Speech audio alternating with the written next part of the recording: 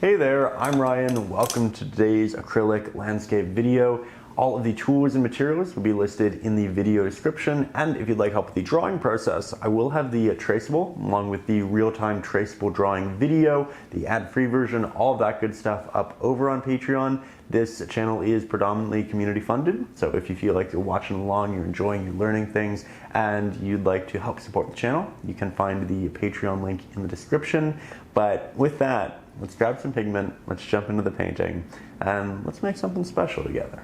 So we'll start off by taking our 1-inch flat-headed brush, and I'll dip the bottom third of it into a little bit of water. This is going to condense my bristles, but it'll also help keep my paint wet for a little bit longer.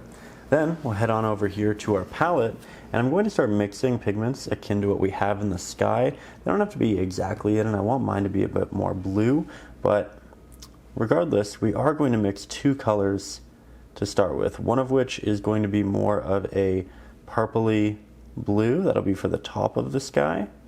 And then when we get towards the bottom, it gets a bit more pink. I'm going to mix both at the same time though, so we can apply them to our canvas and blend them while they're both still wet, rather than mixing one, applying it, going back, trying to mix the other in time, and kind of worrying about all of that. We don't have to.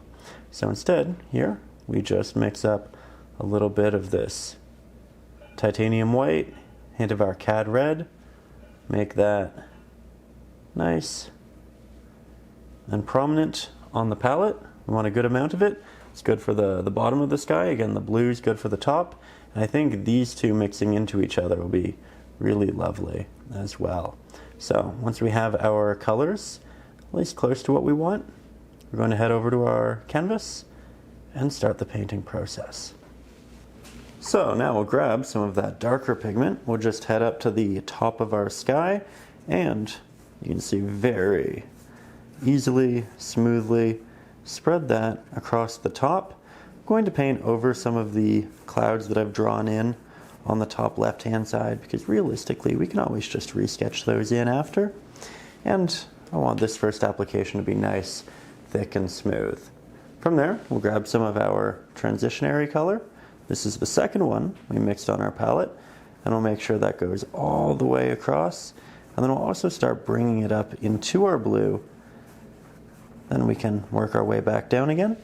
When we get towards the bottom, we're going to grab more of that mixed pigment. This is why we want it a lot. We are doing a lot of blending on the canvas right now, making our lives a lot easier in the long term. And that's why mixing two pigments or more at the same time can be really beneficial when working with acrylics. Here we'll just work that up, and I think that's already just a beautiful gradient. It's soft, it's subtle, and it's a great start to our sky. If anything, if you want to complexify it just a little bit, we can take a hint of our yellow, titanium white, hint of that yellow, mix those two together, apply that at the base where we have our pink. And now we have a warmer hue which will transition really beautifully into an orange. Don't have to do it, but it's a nice addition. There we go. All right, already off to a great start. Now we're heading back to our palette to work on the colors in the bottom of the sky. So now we're working on a lot of the orange and lighter hues through there. We're gonna mix these with a hint of our cadmium red, our cadmium yellow, titanium white. That's good for a nice desaturated orange. And if you look at this in relation to that, they're actually pretty close.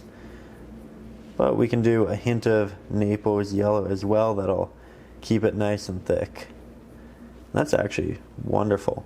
We'll do a second pigment off to the side with more titanium white and Naples yellow.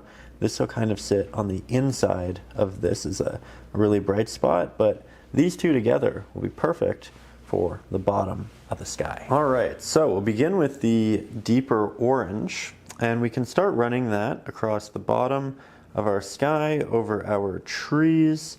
This is going to extend quite dramatically up here as well. And again, I'm going to cover up a lot of my trees. That's okay. We can always go back and resketch those in later. Not too tricky, especially if we're working with the traceable. So I'll just work that through, And then as we get along this edge, I'm going to start to softly, very softly, work that on top of our past application. It's very likely this sky has fully dried by the time we mixed our new pigment, so that means we're blending wet into dry, which is okay. We're just going to softly move our brush over it, that way we don't have really hard edges. And we're occasionally going to make our brush a little bit more damp with some water, and that's just going to help us get some less opaque blends out over this area. We're also going to take just a bit of this and create this little offshoot cloud. It's going to work across the sky. Beautiful. Already a good start. Now we'll grab some of our lighter pigment, and this also started to dry, but that's all right. It's wet enough. We'll grab just a bit, and we'll start working that towards the bottom, around the left-hand side here. We'll build that out so it's a bit brighter, a bit more opaque, and you have this transition from this really, really beautiful, bright, opaque base. Gets a little bit more orange, and then it transitions into the pinks. So we have a complex selection of colors for our sky, despite the fact that we just started the painting. And already really happy with it. We can go back and double down on some of the oranges as well, if we feel like it gets a little bit too bright or yellow heavy. And doing a couple of layers with acrylics is also generally a pretty good idea, because it is innately a pretty thin medium. So we go back over it a couple times until we get exactly what we're looking for. We can also, and this is fun, we can also grab a little bit of this orange. We can go up here, and I did have a sketched on cloud from before, and I'm just going to rework that little guy. A lot of abstract shapes kind of coming together, coming out of this cloud, creating this other big one, and then we can have some tiny ones in that general vicinity. But in general, we're just crafting something that comes out there, and we can have these work their way up too. Might soften them with a little bit of finger painting. Never too old for finger painting. And you know what? Let's go one more time into that base area with some cad yellow, Naples yellow, titanium white, a lot of titanium white. And just make sure that we have a good thick base to layer our trees on top of. I love these colors. I think they are lovely together. And again, we're already doing such a good job. Love that. Adding a little bit of this extra highlight to the base of this part that sticks out, keeping the edges more semi-transparent and a little bit more orange as well. The reference photo is a bit more pink, but if I want that, I'll do it with a glaze later on in the painting. Right now, I just want a good base. It's worth noting we do have a big block of orange right there on the bottom left of the canvas. Don't worry about that. We're going to cover it with a lot of trees. It really is just a backing base layer. We're going to add a lot of detail on it. It'll balance significantly better later in the painting. Just trust the process. As long as you have a nice gradient there, some good colors, the painting in the end will look really good. Now, the color that we used up here, we're just going to take that and we're going to work at the bottom and create some little clouds which kind of come out and move on top a lot of the orange that we have. And this is just going to give us an extra layer of depth, make the painting even more interesting. We can have little openings in the clouds, so we have some here and here, but as you can see, it does cover the vast edges of it. We can grab some extra titanium white, make it even brighter, work that into the tops. And you can use a smaller brush if you want, but I feel like we have pretty good control with this one. Can carry a lot of paint. Does a great job of giving us some nice thick layers, some sharp lines across the sky. A couple little taps here and there as well for small clouds, which will give us a lot of depth and volume in the painting. Now we'll take a little bit of a break from our sky and we'll start working on this tree line in the background, which does have a lot more blue in it than the oranges and the pinks at the bottom. It also has a little bit of our deep violet, hint of our cad red, Mars black. We want this to be a little bit of a darker base layer, but not too dark. So I'll also have some titanium white. We're looking for a purpley grayish blue. And I'll be honest, I think this is actually a really pretty start to that color. We can definitely elaborate on it, but I think this is what we'll go in with for our backing tree line. Okay, so now I'm just going to take that same large flat-headed brush, I'm going to work this along the bottom, again going over the trees that I have drawn in the foreground, and I'm just going to start lifting my pigment, lifting my brush until we have this semi-unique line of trees running across the background of our painting. We're going to go in, we're going to add a lot of detail to this, we're going to make it look nice and full, but for now, all we have to do is put in a base layer. You can see that it's a little bit darker than our clouds, than our sky.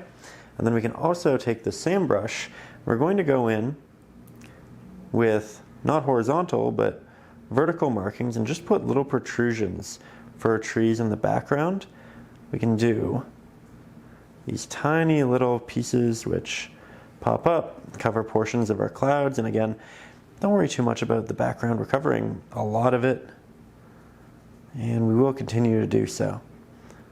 So we'll have some fun with this, just get the majority of these in, and then we're going to switch our brush and be a little bit more intentional with our applications. Here we have a liner brush, extremely tiny, especially when you make it a bit damp. It'll condense those bristles, make it even sharper, and this is going to be fantastic for the tops of the trees in the distance, which do require a lot of detail. That said, we're not mixing with this. We're just applying paint. It doesn't have enough bristles to mix appropriately.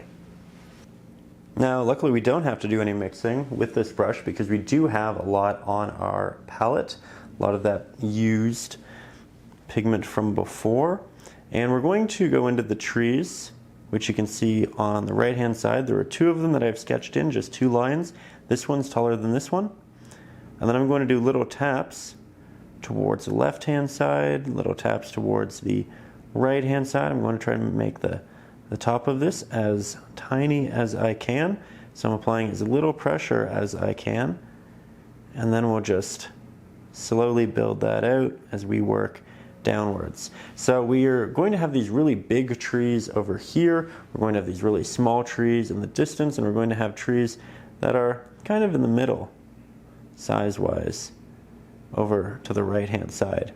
Now when I go in with all of these taps, I'm trying to make sure that they're always different from the other side of them. The left-hand side and the right-hand side, it's easy to just kind of work your way horizontally. Don't do that. Try to work on one side, then jump down or up a little bit, then work on the other side, then go back. And the idea here is we're just creating more variance and making it look a whole lot more natural than it would if we just worked horizontally left to right through all of these little protruding branches. We can also take this same brush, same pigment, and we can further refine some of the trees that we have in the background. We initially did these applications, as you just saw, with the larger flat-headed brush, and that's great for working quickly, moving a lot of paint, but when you're working on really detailed areas like this, you probably want to work with something a bit more fine, a bit more intentional. In this scenario, that is the liner brush, and I'm already very happy with how we're evolving this space. Also, don't the purples look beautiful in the clouds behind, but also the ones in the foreground? I think things are really starting to come together color-wise, and we are just starting the painting. I can already tell that my painting is going to be a lot darker, a bit more towards sunset than in the reference photo, and I like that a lot. I like working with oranges. I like the contrast of oranges into blues, complementary colors. I just think that looks really good. But you are more than welcome to work more closely to the colors in the reference photo. I'm just taking some artistic liberties to make it more of what I personally enjoy. And don't forget, just because this is a tutorial, a lesson, you are more than welcome to paint however you like. At the end of the day, we are all creative. We all want to make changes and renditions and make them personal to us. Whatever helps you capture that feeling, that good mood in the piece, go with that. Trust the gut and make it your own when you'd like. But also feel welcome to just follow along. There's no right or wrong. I'm just taking a couple artistic liberties that are going to make me a little bit happier in the end. But so far, so good. Now, we're just going to grab a little bit of extra black, work that into our mix because we want a shadow color to interject into the back tree line. Then, once we have that worked out, we're actually going to switch our brush yet again to the fan brush. This is fantastic for rendering a lot of little markings all at once, wonderful for foliage, and while I keep it dry, all of these bristles are going to stay individual. So I can pick up a lot of pigment and go and tap this onto the canvas with ease. Now, as mentioned, we are just going to go in. I'm going to look for these essentially tree lines, and we're going to work these minute taps into the canvas, rendering lots of little spots. The idea here is that these are essentially inset areas in the tree, areas that cannot receive light because they're a little too deep, and it's a wonderful way of building texture and detail very quickly. We're going to add additional texture and detail when we add the highlights and the snow onto the trees, but for now we do need to build some dimension via shadows. And you can make these much more dramatic by just making your pigment darker, but I wanted my first application of it to be a bit more soft, especially in the background where you're not going to have as much contrast. I'm also going to go in and do more taps towards the bottom of the tree line because the bottom of the trees will receive more shadows than the tops of the trees. So we're just going to work those on there, like so. Create some great ASMR with the brush too. I love that. Okay, now we'll let that dry and we'll head into the next step. Now we're going to add a little bit of snow to all of those distant trees, and we're going to do so predominantly with titanium white, ultramarine blue, deep violet, and if you want, you can add a little bit of our cad red. But you want to be careful with that. You still want this to have a good amount of blue in it, and as soon as you start combining the violet and the cad red, it can take a turn. So I'm just going back, adding a little bit more of that. We don't want it to be too saturated either, so just a hint of Mars Black, and I'm going to mix up a good amount on my palette just so we don't run out while working across the tree line. But I think this is a great start, and let's head back into the painting. Okay, so we'll grab our liner brush, a little bit of that pigment. We're going to start on the biggest trees right here because they do stand out, and it's a great place to start putting some of that pigment down. Going to initially place it as if there are lots of little branches that are visible. There aren't really, because realistically all of these taps are blending into one another. So we're just going in with the intent to render branches, or at least the ideas of them. Clusters of branches which are big enough to adopt snow and therefore have these applications of highlight. We started right there. We're going to move on over to the right hand side. Yet again, working on our bigger trees first, just because it'll be easier to differentiate the subjects and create more pattern and a larger body in them. With this though, as you can see, much like when we initially did the drawing, I'm not going left to right all the time. I'm just kind of sporadically tapping, sometimes creating these elongated strokes, sometimes creating just little taps, but the idea is that we're kind of creating these shelves with our snow and our highlight. It's also worth noting, because our brush is damp and we're using such a tiny brush, a lot of these markings are going to be semi-transparent. That water is going to make it a lot less opaque, and that's okay. It just means we'll have subtle initial applications that we can build on later should we want to. Now, once we finish with these bigger trees, what do we do in the background? We essentially take more of that pigment and we go in, really little taps, and we just try to do more of the same, but it's a bit more ambiguous because these trees are farther away. You're not going to see as much detail in distant trees as you do foreground trees, but there is something else we can do. If you don't end up liking this, you can go in with the fan brush and you can do vertical taps with it to render more of these markings. So a couple of different ways of going at the details in this space. You don't just have to use a liner brush, you don't just have to use the fan brush. I think with art, painting, all of these subjects, you can do them in 100 different ways. It's kind of about finding the ways that you like to paint, the ways that work best for you and make you happy about the process, because it's not just about the final piece. It's also about enjoying getting to that final piece. You don't just want to paint for the end results, you want to paint because you like painting. And finding techniques that you enjoy is important.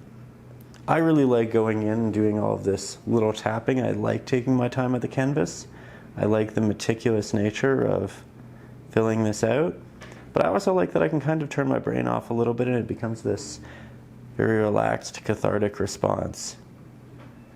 So,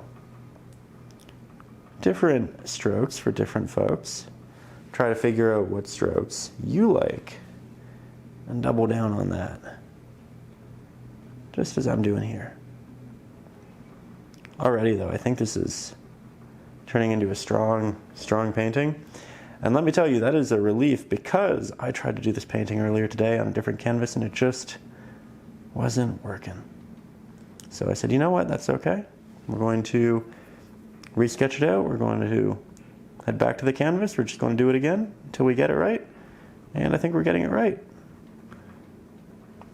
I think initially I was using a lot of pinks in the sky, and I want it to be a little bit more orange. I want it to be a little bit more blue. Again, we can add the pinks later via washes should we want to, but we don't have to. And we're just going to afford ourselves that leeway later on. Now, as you can see, just about done on the edge here. A couple more taps here and there. But with that, I think we're just about ready to work on the next step. Now, said next step is just going to be grabbing some extra titanium white, working that into our mixture, because this will be a highlight for the snow that we just applied. Further building depth and rendering something with good volume. Now, much like the last application, I am going to take the liner brush. We are going to grab some of that nice highlight, and this time I'm going to apply it, but only towards the tops of my trees, and as we start to get down, I let that paint dissipate, or I move onto another top of a tree if I don't feel like the paint will dissipate quickly. And the idea here is that we are allowing the tops of these trees to have more light, more highlight on the snow, and that's going to make these applications brighter, more opaque, and just stand out to a greater degree. So far, so good. It's one of those things where we've already done it once, so we're just kind of doubling down on the markings we liked in the past. And for the most part, I am trying to apply this over past markings. I'm not necessarily looking to create new ones. It's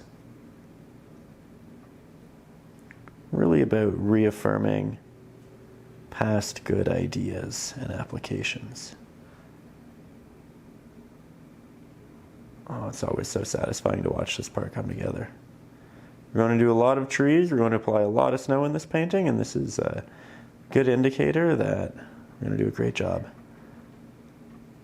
That said, just because this went so well, friendly reminder that we do sometimes have awkward stages in paintings, and that's okay too. Yours is currently going through an awkward stage and you don't love it.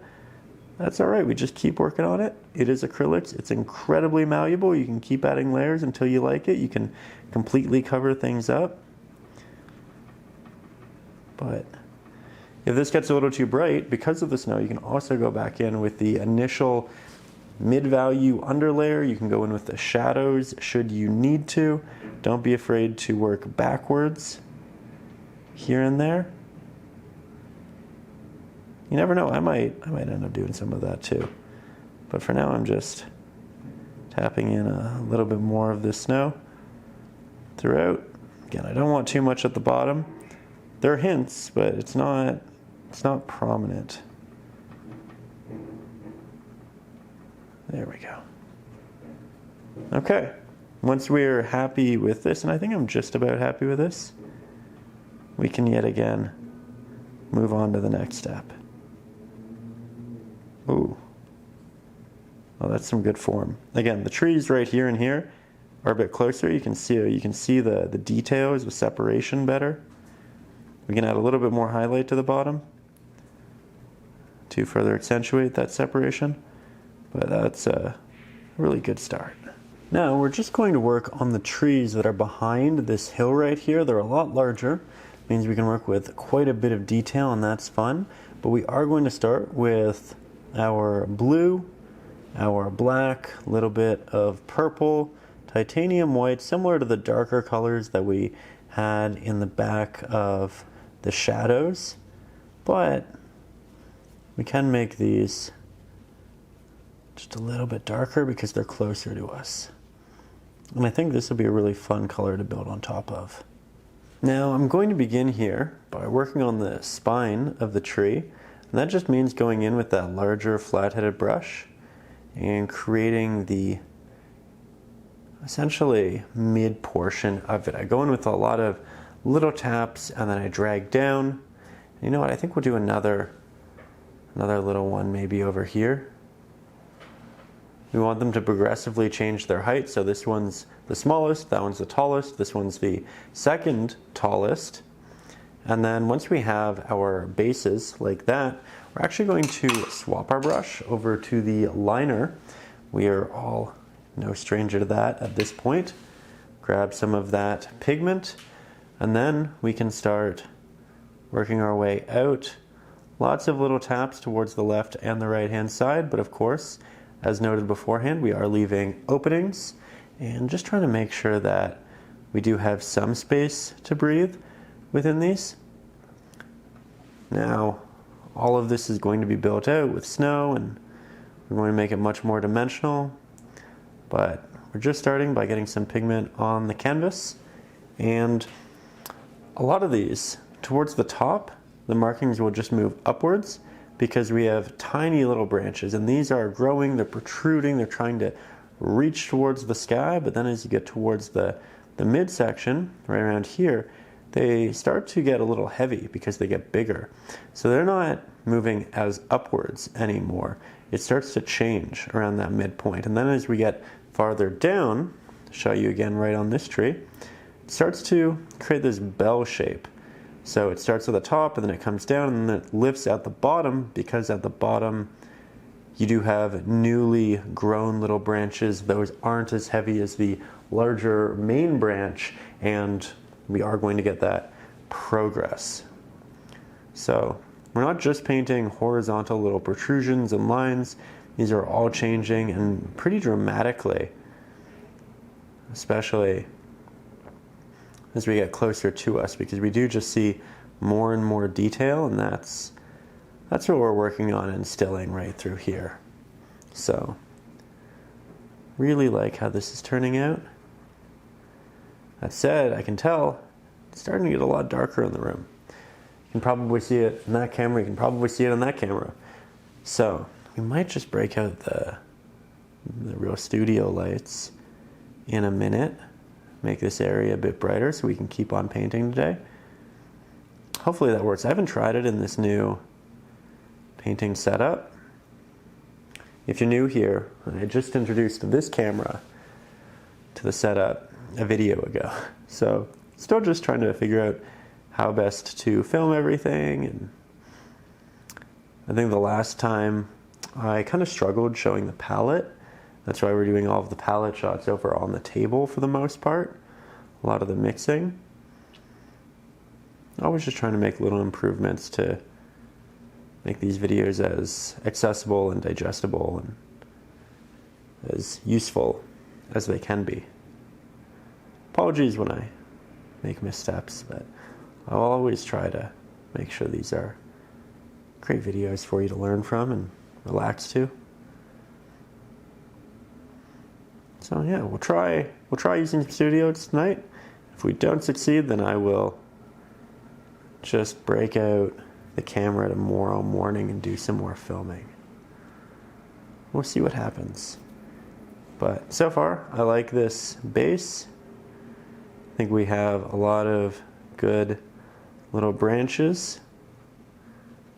We can definitely continue expanding on these forever, just doing the most minute little taps and drags, but as far as first passes go, I like it a lot. And we do need to let this dry before we move on to our next step. So I'd recommend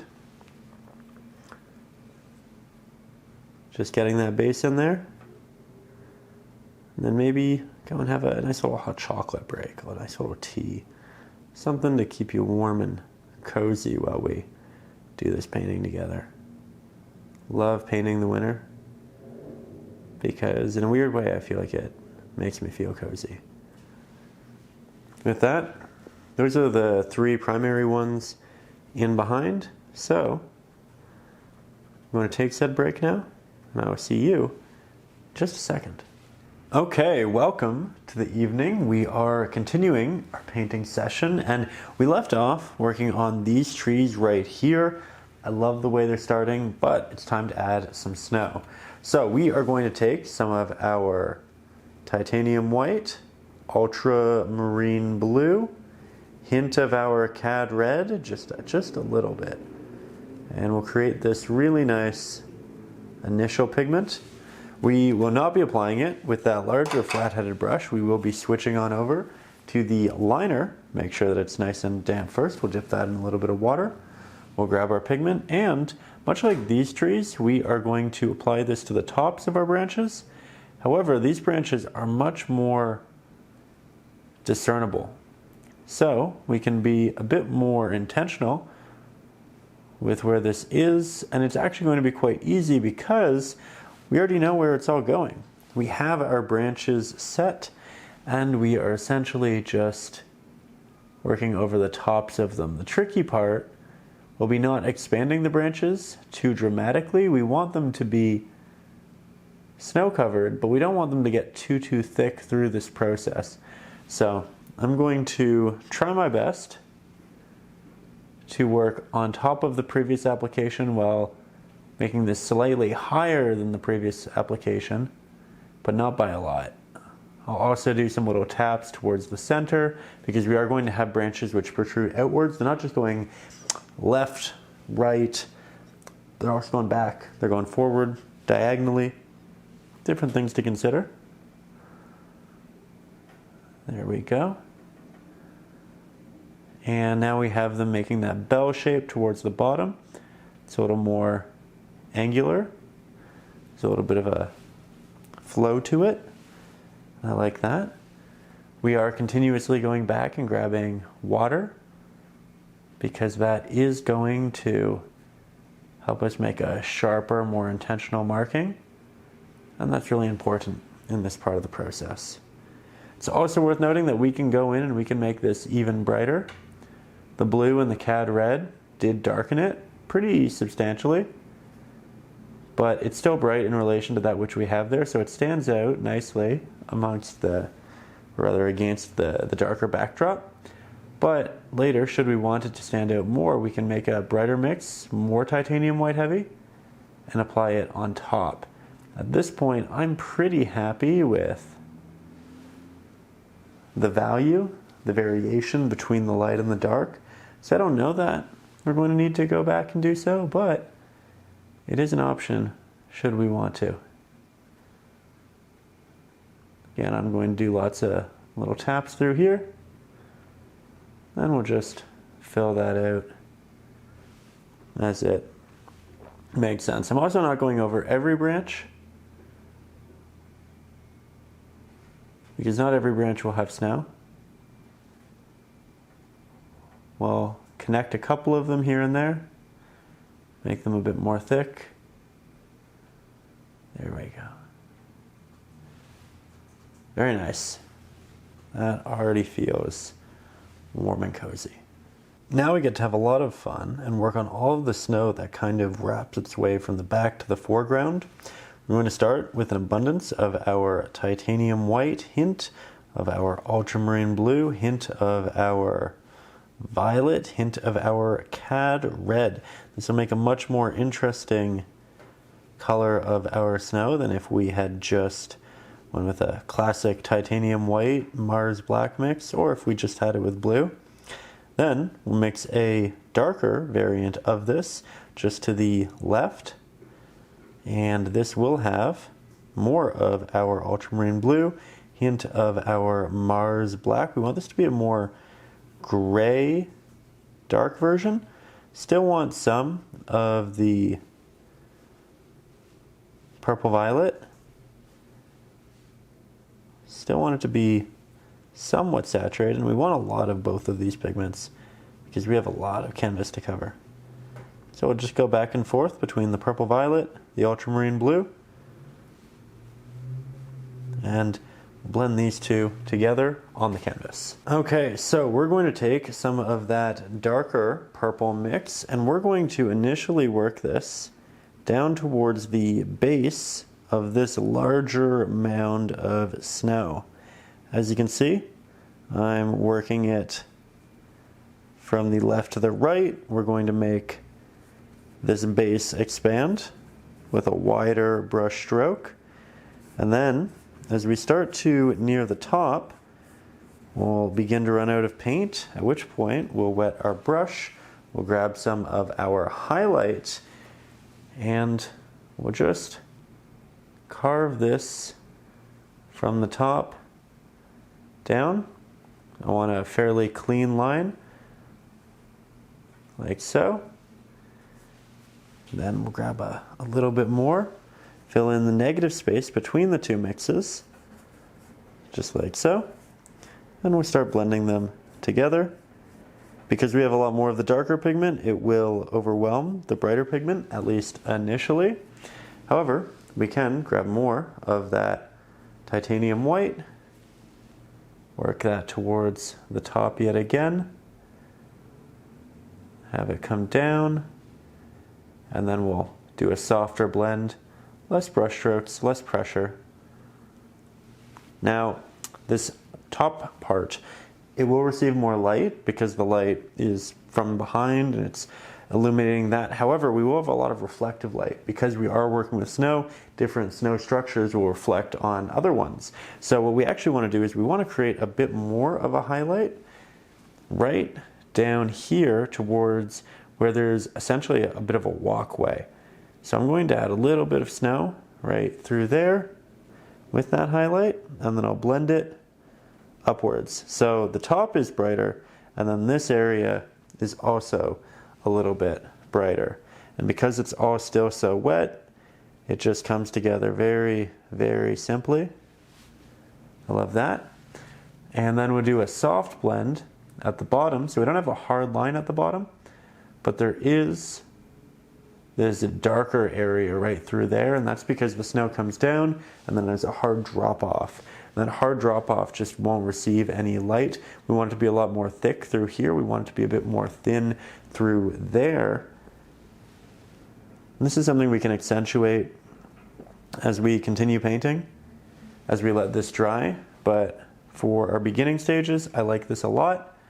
Now we can just kind of bring it down here and there, just using the corner of the brush so that it feels like we have some of the snow that is falling and catching a little bit more light. We're just softening it. We're making little indents and pieces that are giving it a bit more depth. But that's a great start to a very simple piece of snow, which we will cover the majority of it with trees, but again, it's a base layer and that's important.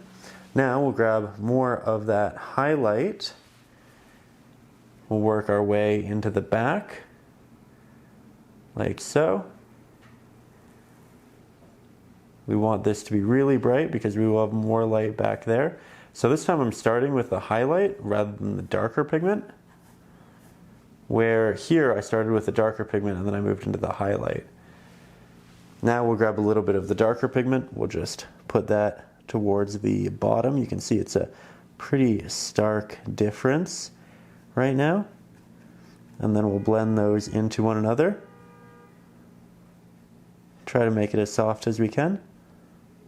But so far so good. See that? We already have some good depth and dimension. It's also kind of fun because we spent so much time working on the sky and then we get this much painting done just in a snap. But that's working with the more relaxed subjects right now. Now we are going to have another landmass that kind of comes out here like this. Pretend that was in the lines. It's going to be a little bit bigger now, but that's okay. We have the highlight on the top. We're going to have a little bit of a highlight on the top here. Have our shadows. We'll paint that upwards and soften it. Very good.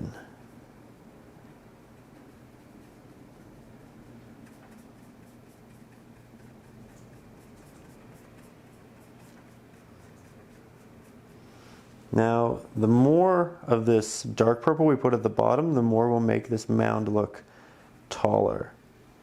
So I'm going to do quite a bit just to give it some height. And then we'll blend there, bring that back. So these kind of connect into one another. But again, we're just working on the base layers. There's going to be a lot more details, highlights, reflections, texture. This is just getting started, but I think it's a pretty good start and I'm already very happy with it. All right, now we're going to make our highlights a little bit brighter and our shadows a little bit darker. So I'm going to begin by interjecting some titanium white. Then, for the first time in our snow, I'll throw in a little bit of our yellow and a little bit of our red. I want it to have a slight orange tint to it to match the orange in the sky. Then we'll head over to our shadow pigment. That, of course, is more blue, more violet, oxide black. I might say Mars black throughout the lesson. I've been using Mars black for years, just trying out an oxide black over the last month or so. Still not completely sure how I feel about it, but we're giving it a go. And with this, we are just mixing up a slightly darker version. As for application, we are going to switch our brush, and I'll show you what we're working with next. Right there. Here we have a filbert brush, fantastic because it has these nice round edges, great for rendering softer impressions, creating blends and shadows.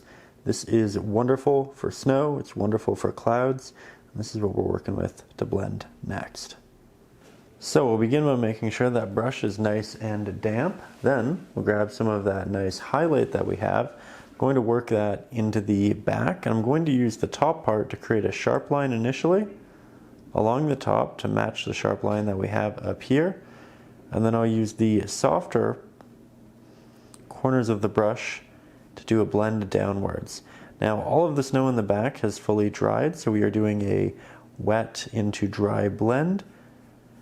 And thanks to the water on the brush and the fact that the brush has these really nice rounded edges, we can get this incredibly smooth application.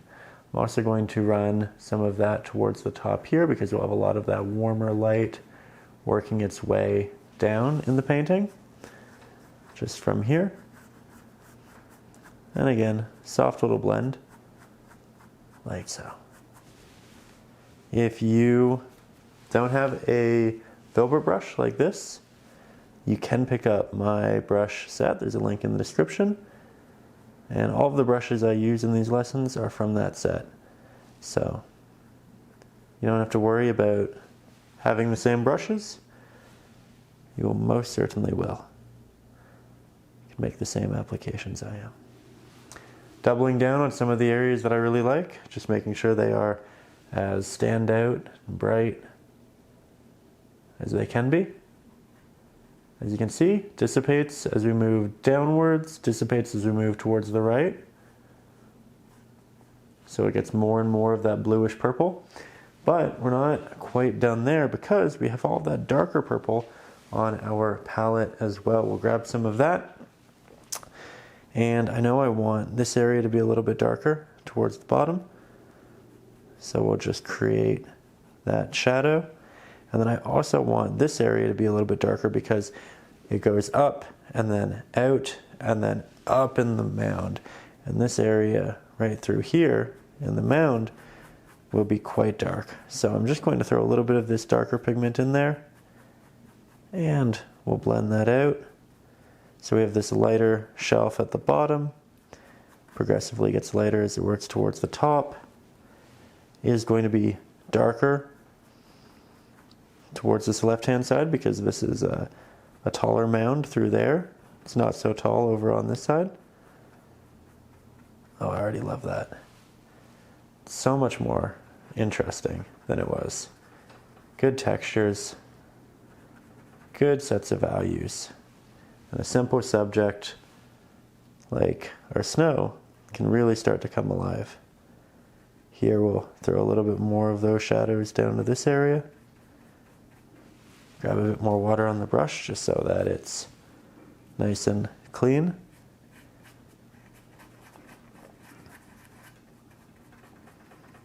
There we go. We can have more contrast the closer we get to us in the painting. And we can do little taps back here just for the sake of creating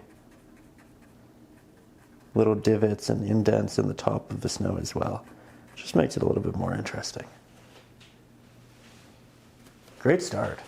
Now let's double down on that warm mix. So more of our orange, which means more of our cad yellow deep hue, more of our red, and we can just kind of double down on that until we're really happy and it resembles that of the highlights in the sky. So with this, we are just going to grab that filbert yet again. We're going to work that in this back area predominantly. Let that dissipate as we work towards the right. Let it dissipate as we work downwards. Such good smooth blends right now. Really, really happy with our applications. That said, if you do get it a little bit choppy, that's okay too, because the snow will have little divots and dents and that will catch light in various ways, so don't worry too much about that. Said, I am going to throw a little bit more up here, and we really need it to look like the snow is kind of getting lost a little bit in the sky. That's a great effect.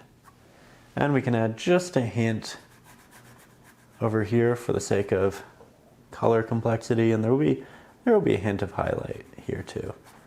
We don't want too much of it, but just a little bit's great. That said, as I see this coming together, I feel like I wish these were slightly more blue to match the sky. So what we are going to do is we're going to do a wash over both of these. And for that, we're going to head back to the palette. We're going to make a very thin mix with our ultramarine blue, and we're going to make this look even better. So back to the palette. So this is actually a rather easy step. We're just going to grab a little bit of our ultramarine blue, work that over here, and with a lot of water we're going to thin it to the point where it's essentially just like watercolor. You can see the difference between the thick paint and what we have here. This is what we want for our canvas. So again, from here, we're just taking our very, very wet ultramarine blue, going to work that towards the bottom of my snow, and then slowly upwards, going to try not to get the areas that are orange. I want it to dissipate before we get there. That way we have a transition from our orange to our more purple snow and then into the blue, just like that. We can do a bit more on this side, and it's just a really easy way of changing the color, adding depth to a color without really changing the subject, the values much, or any of your line work. Really just quick and easy. That said, you do want all of your subjects to be fully dry before you go in and do this, because it can rip up existing paint. So just make sure that if you do get close to the oranges, they are fully dry. And with that, we are going to let this fully dry before we continue into the next step. The next step, by the way, very fun one. We're going to start working on these big trees right here in this area and making that look a little bit less like a big scoop of sorbet, but promise, by the end of this, it'll look good. Now, for the inside of those trees, the base, the trunk, we do want to start with our oxide black, a little bit of titanium white, and I think we'll also grab just a hint of that deep violet. We want this to be the darkest pigment we've used on the canvas thus far, but we don't want it to be a pure black. We want it to be a little bit more hue heavy, and I think this right here is a great next step. Okay, so we are going to go back into this with that same large flat-headed brush, and very lightly we'll just do these little taps which work our way down from the top. And I like to start at the top because typically when we grab fresh pigment with a newly dampened brush, we have the best opportunity to render the sharpest marking, and then as we use it more, we have to press a little bit harder with the brush. It expands our bristles, we get larger markings. So when you want it to be really fine, really intentional, that's when you start in that area. And then when we get towards the bottom, we want the tree to expand, we want it to get bigger, so it just naturally makes sense that we end up there, because the application process itself will make that bottom part bigger for us. We don't even have to think about it. Now we'll do another one right through here. And we are just starting with a couple of these trees, but we are going to do a lot more than this in the long run. The idea is that we're just figuring out how much detail we can afford in these areas, because we can definitely do more, but we want to make sure that we're adding those additional ones in the right spots. Yes, the reference photo tells us in general where to put them, but we can take those artistic liberties and make it even better. Want to make sure that we're doing so. So with that, we are now going to switch on over to our liner brush. Great for those details. We'll grab that same pigment and we'll start adding those little protrusions to the right and left hand side, or at least we would if I still had fresh pigment on my palette. It does seem to have dried, so we'll just mix up a little bit more, then we'll jump back into it. Mars black, titanium white, our violet, make a good amount of that, and again, because my brush is damp, I'm not too worried about it drying with pigment on it right now. I think we can do a lot of our painting first, and then we can attend to that after. Now here's another little trick. Rather than going left and right hand side and accidentally potentially doing too much, I'm going to work predominantly on a singular side, and then we'll go and do the other after. This way we don't accidentally mirror that which we're doing through the process.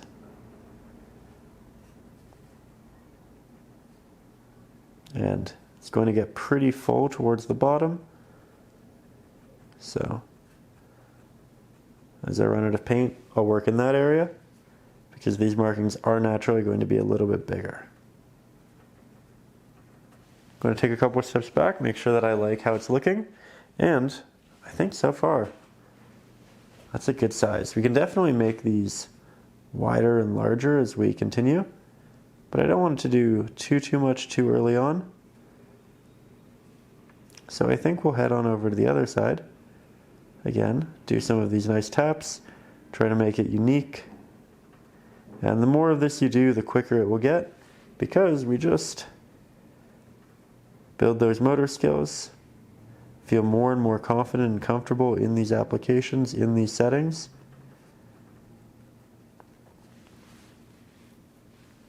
I really like this tree. Already a fan.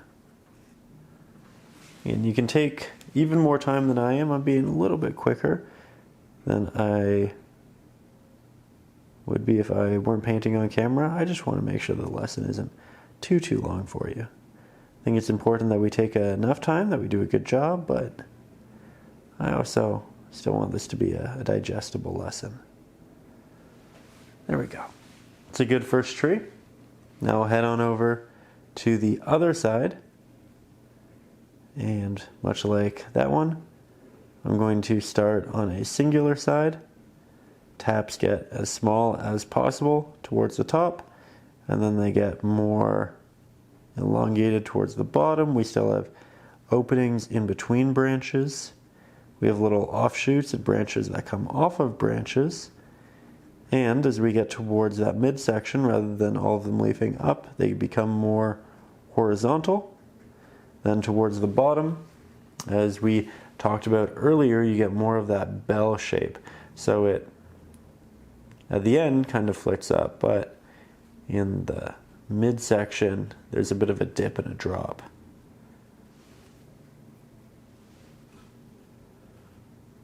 We are going through a little bit of an awkward phase with this one. Awkward phases happen through all acrylic paintings, and that's okay. It just means we need layers and build up and applications. We'll get there. Look at these trees in comparison to what we're working on right now. I think that's a good sign that there is hope and we will get there. We just need to, again, trust the process, trust ourselves, and make sure that we're crafting these fairly intentionally. We want that randomization, we want it to be unique, but we also want to make sure that at the end of the day, we didn't just rush through it. Want it to look nice and natural, nice and organic.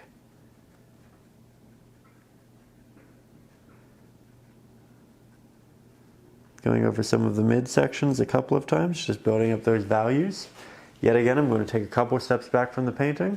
This is a great way of ensuring that everything is progressing the way that you want it to. Sometimes we get too close and we just focus on the details, and realistically we need to take steps back from the painting and then give it a good look. That way we really know what's going on. Lots of little taps. Right now it's all just dark, but we are going to add snow to each and every one of these, and that's going to add a lot of personality and character.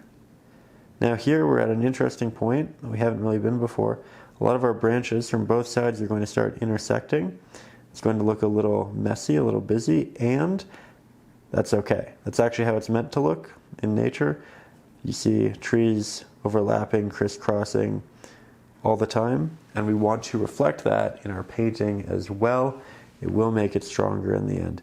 So don't be wary of where those overlaps happen. You want them to happen. They are going to make it look more realistic, and they are going to give you a better painting in the end.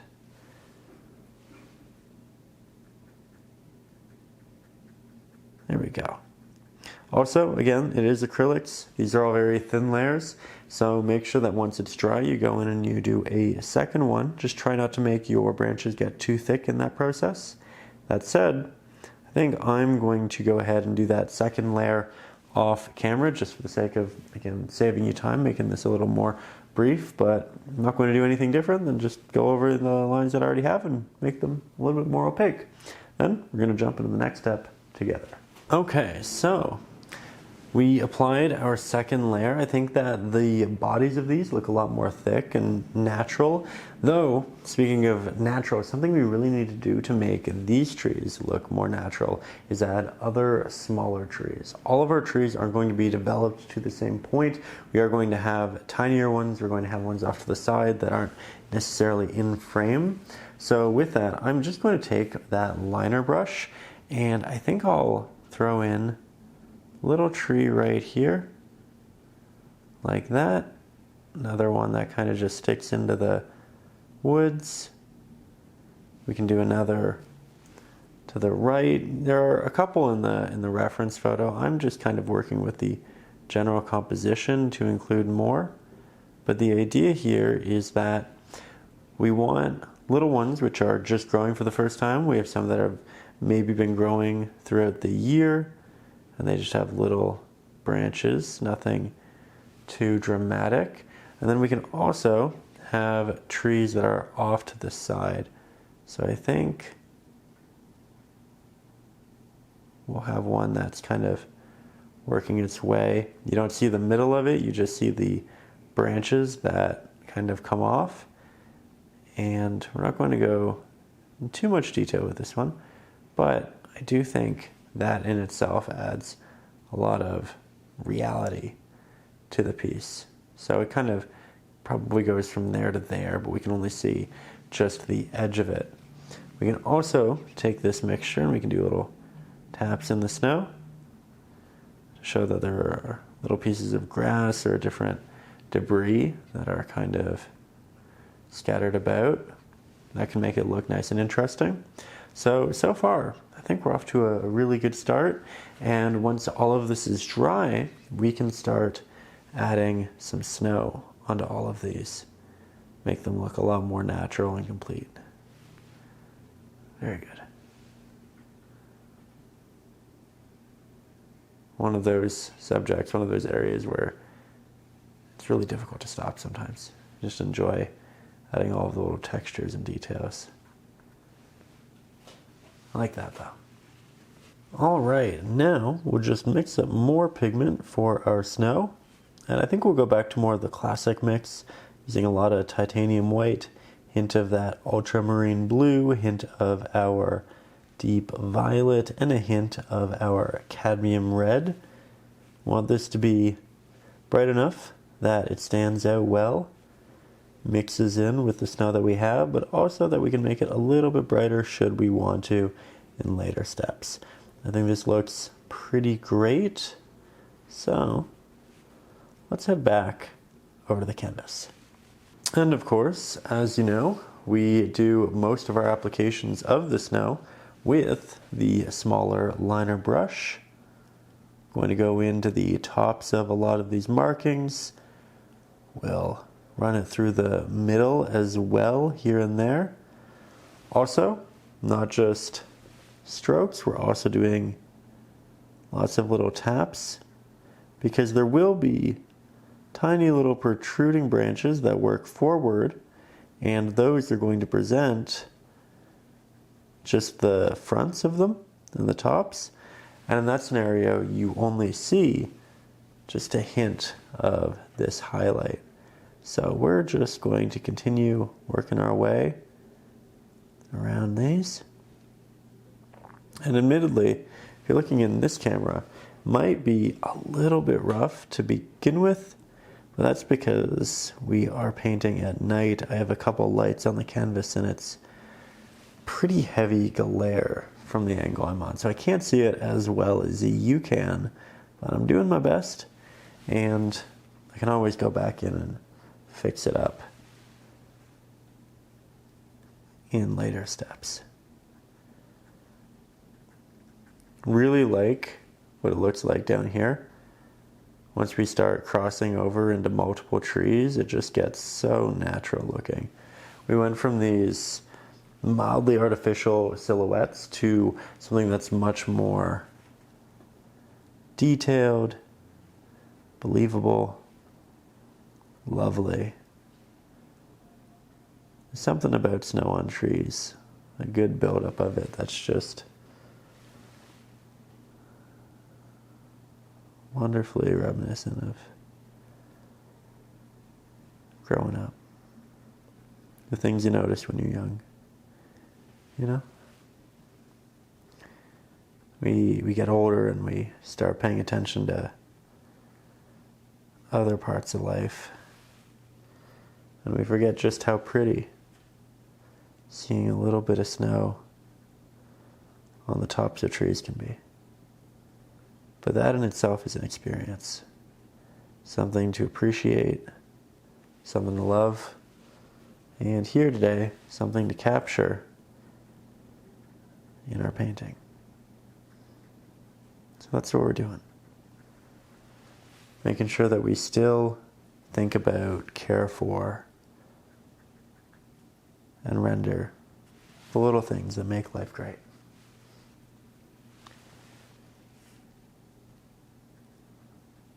Really love these. Doing a lovely job. And if it's still a little bit awkward on your end, that's okay too. We just keep painting until we get the art we're looking for. There we go. Now, these are starting to look a lot more proper. I think some additionally opaque applications through here are going to do a world of difference, but I do want to let that area dry just a little bit before we go back in. For now, I'm going to mix up a hint more of our pigment just to make sure that we have enough to complete the tree over here on the right-hand side. And I can already tell, while I really like our trees, I think we're going to end up doing more. One of those things you don't want to do too many at one time because it's easy to overdo it. But we slowly add and we build until we know. Until we feel like there's enough detail, enough realism, enough of these lovely little protrusions.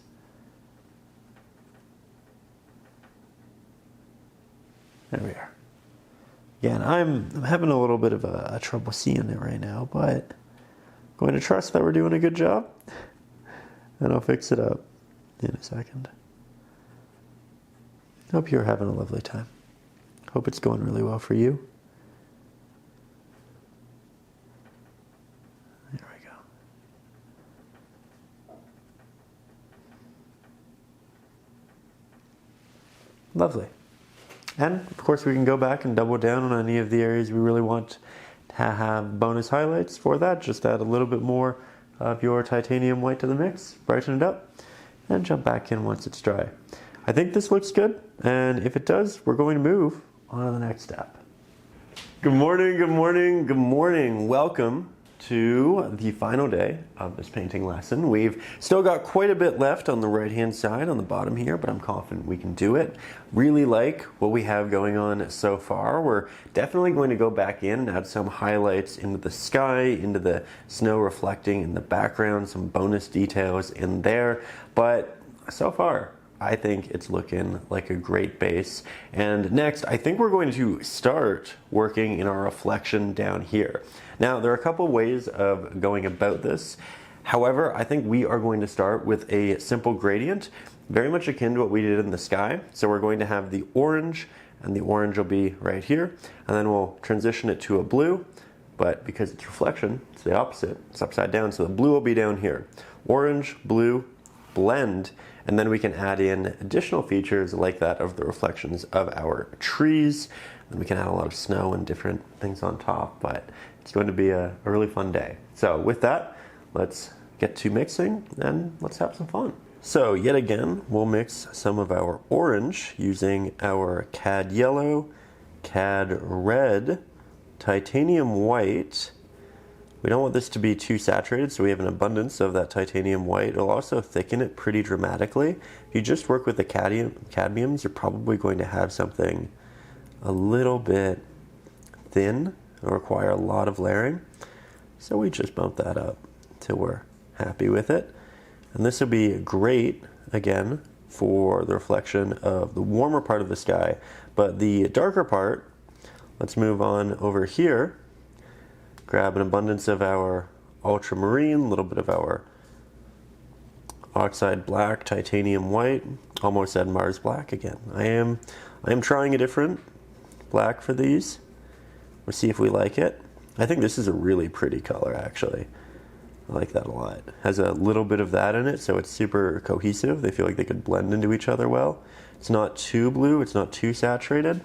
I think these are our mixes. And we can make it a lot darker towards the bottom, but we'll handle that third mix on the canvas. Okay, now this application process is a very cathartic one because we get to put a lot of paint on the canvas very quickly. And that always just feels good, covering all of that open white. I think I'm also going to, as you can see, cover a lot of the snow that I have sketched in here. It's just going to make it a lot easier to put these initial layers on, and I can always go back and re-sketch those initial applications. I'm also going to grab a little bit of extra titanium white and Naples yellow. This is going to be for the very top of our reflection. It'll thicken it even more. It'll give us that nice, slightly, I would say, greater desaturated look that the top has. Typically, reflections are a little bit darker than that which they are reflecting, so we don't want it to be as bright, but I think that's a good balance. Then I'll just grab more of that orange, work it into this base area, like so. And this is predominantly not to keep here, but just to use as a buffer zone where we're going to transition it into our next pigment, which we will grab now. We're going to start by applying that right under. And admittedly, I think it started to dry, so I'm just going to remix this quickly.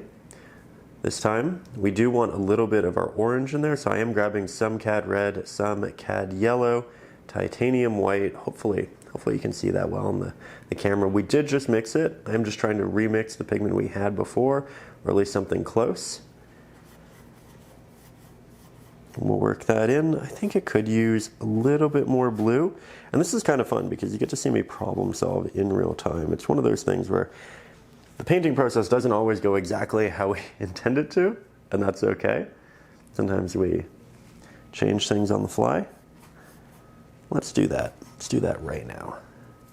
More of our ultramarine, more titanium white. I'm just going to use this as a little buffer. Oh yeah, that's it. We found it. Again, not too worried about the snow that we are going to paint later.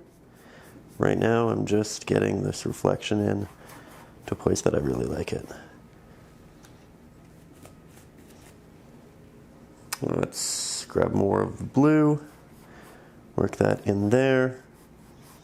Oh, that's a beautiful transitionary pigment.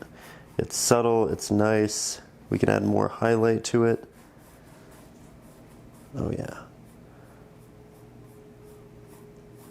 Then you can see that I'm going over it very softly in the end to build a smooth transition from one into the next. If you want it to be streaky, it can be. It might look a little bit more like water. I like how this is very clean, but once I get that, I'm going to darken our mix. I'm going to make it a little more rich with more ultramarine. I'm going to head into the bottom. And I'm trying to stretch it all the way across the bottom before I start blending it into this, because I don't want to dilute it before I get to the other side. And now that we are on the other side, we go back, we get those big blends. Wonderful. Okay, now we can, and we will, make this look better. We're gonna make this look a lot better. But for a start, for a base, I really like the amount of highlight that we have. I like the subtlety there. I think it could be a little bit more blue, maybe. If it's still wet, we can work that blue in right now.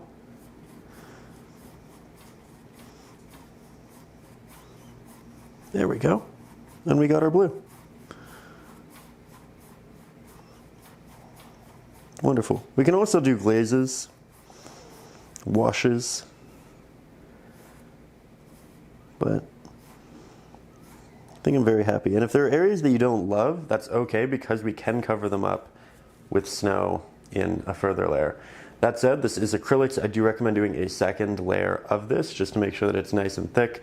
I might brighten mine just a little bit more through here in that second layer, but again, I'm very happy with the general transition and the general colors. This should be darker than this because reflections are darker. This, I just think, mirrors that really nicely. And maybe we keep that the same brightness as that, just for the sake of balance, keeping it poppy, keeping the more light in the bottom of the painting. We have a lot of light at the top. We don't want to separate the painting from bright to dark, so interjecting more light in the bottom is really important for that balance. And again, taking that artistic liberty, making that a little bit brighter, we can do so to a greater degree. Hopefully that makes sense. But I'm going to let this dry. I'm going to do a second layer, and then we'll proceed together. So this video, this painting lesson, this channel for the most part, are all real-time videos. However, again, we are just doing a second layer, essentially the same thing as before, so I thought I'd speed this one up just for a little bit of brevity, and also just to make sure that the video is, again, digestible. I didn't want to make another 6-hour video, because I know those are hard for everybody to watch, and you know, I think if I can get it between the 2 and the 3 hour mark, that's a good sweet spot. So that's what we're aiming for. But again, I'm just going over this one more time and making sure that it's a nice thick layer, which also gives us an opportunity to make micro adjustments, or big ones, should we want to. But that said, I'm very happy with it, and we're moving on to the next step. Okay, so I'm actually really happy with how this turned out. I think that we can definitely build on it, and we're going to do so now by using that same darker hue that we used right through this midsection. Not quite the darkest, not in that kind of transitionary area, but the area between those two. And with that, I'm going to take our liner brush. We want to make sure that it's nice and damp. We'll grab some of that same pigment, and then I'm going to look under the trees that we have, and I'm going to start making reflections. So I'm going to start with the middle of the tree, and we're only going to have the reflection of about this because of how the perspective will warp when we come down, but we are going to have a little bit of that tree, and then we're going to work those protrusions outwards. Up here, they leaf up. Down here, they leaf down. Because it is the reflection, it's the opposite.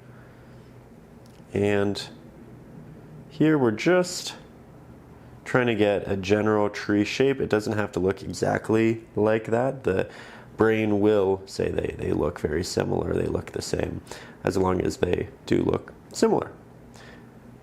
So don't overstress, don't overthink it. Just try your best to get a good application in there.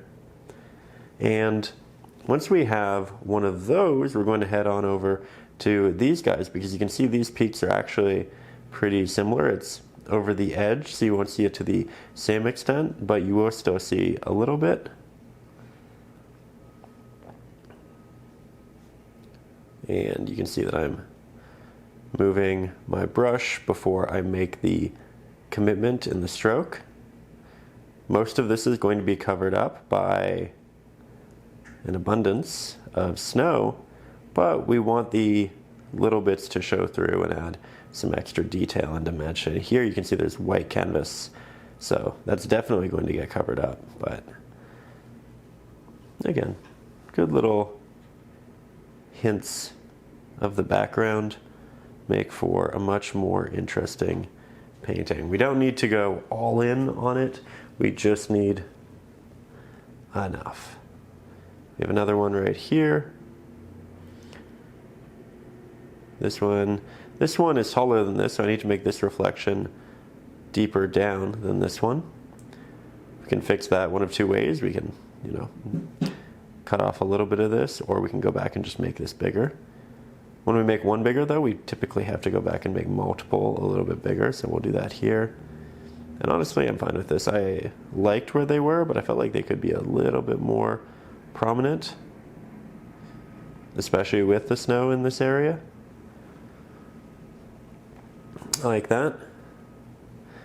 Admittedly, I'm not looking at the reference photo right now, so I might make some changes, but for now I like it. I like it a lot.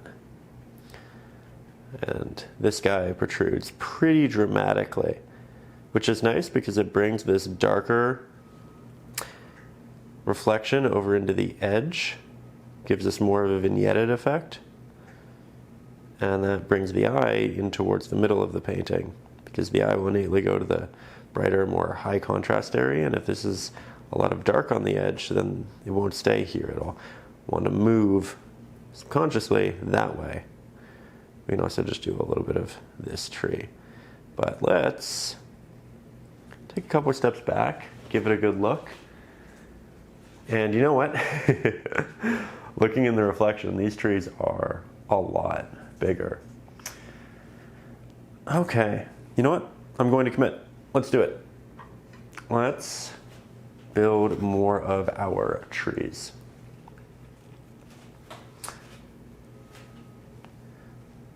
We can see this goes down to past the halfway point.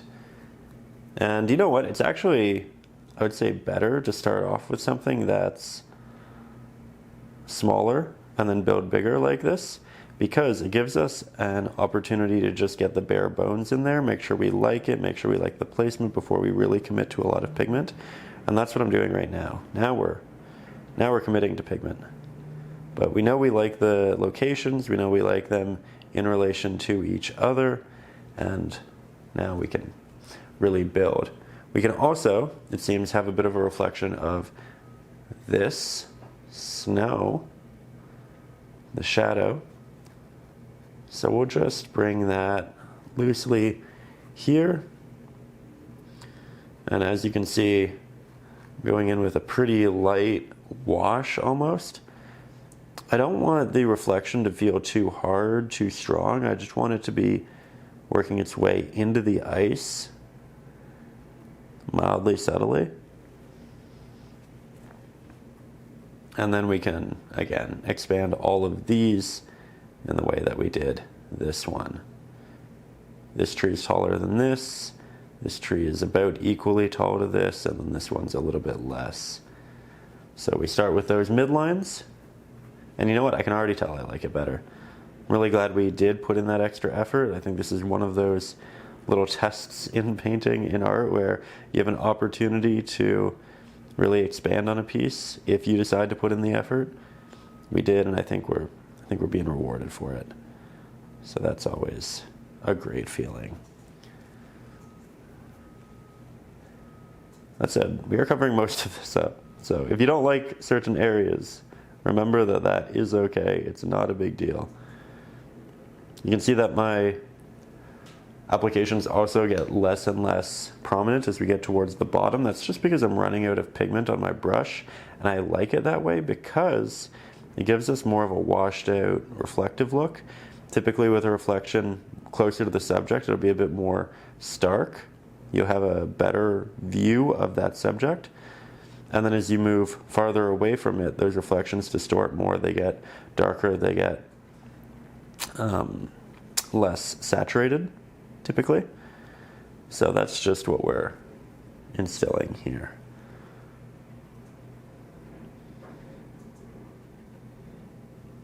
Pretty watery, but in a good way.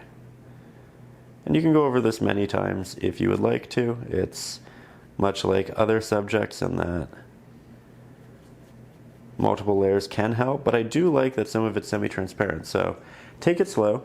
Don't overcommit early on.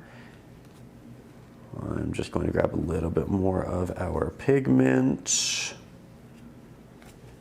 I like it a lot. I think we're doing a good job.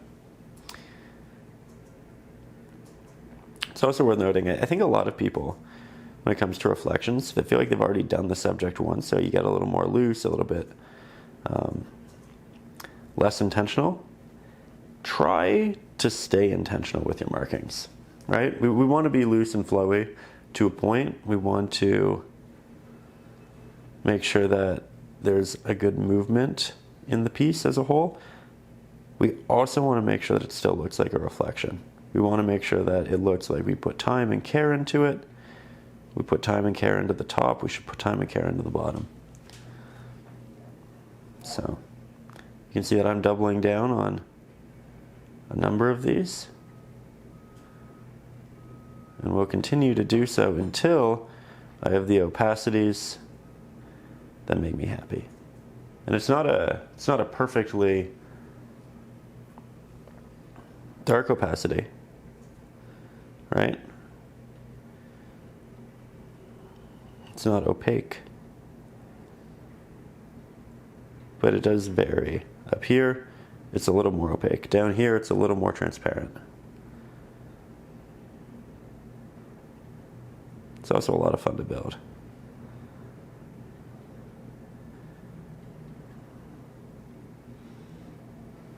Here you can see I'm going over these areas multiple times until we feel like we have exactly what we want.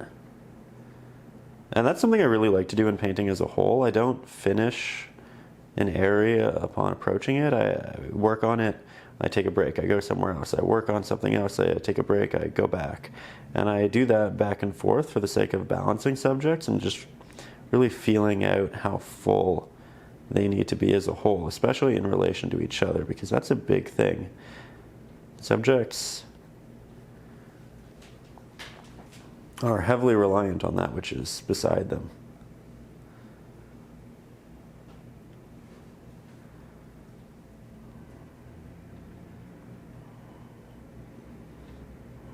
There we go. Okay. I think really starting to do a good job here. Again, I'm making this top part of the reflection a lot more dark. And then as we work downwards, it gets lighter. Those dark pigments run out. And we build nice reflections. Very good. All right, now we're going to let that dry, and then we're going to go back in with with the snow. We're doing really well. We're moving quickly. It's looking good. All right, now we get to work on all of the little bits of snow out over the ice. Very exciting part of the painting.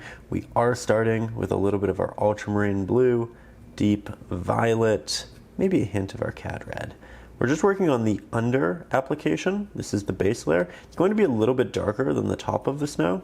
So also grab some Mars black, and then the main component, titanium white. Titanium white in abundance. You can see that this mix isn't that bright in relation to our titanium white. It's also a little bit cooler. So we have more of the purple, more of the blue, not so much our red. But I think this will be a really nice pigment to work on top of and build up. That said, let's make slightly more of it. That way we have enough for a wider application. And let's jump back into our painting. So, as you can see, I did go ahead and just re-sketch some of my snow in here. This is what we initially had on the drawing. If you aren't up over on Patreon, there is a link on Patreon where you can download the traceable, but you can also get the drawing video where you can watch me sketch the traceable in real time. There's a link to that in the video description. It said you don't have to show up. I'll leave this up here so you can see exactly what I did, so you can copy it as well if you're not up over on Patreon. But also just big thank you to everybody who is up there. I'm going to grab the liner brush. I'm going to start working inside all of these drawn lines, just like so. And we are going to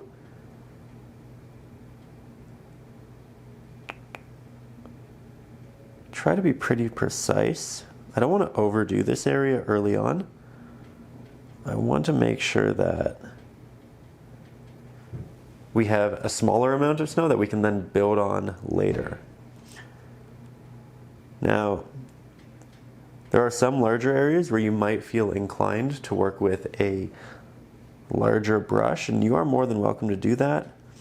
I just find that this is a good size when I also want to be mindful of details, especially in the background here.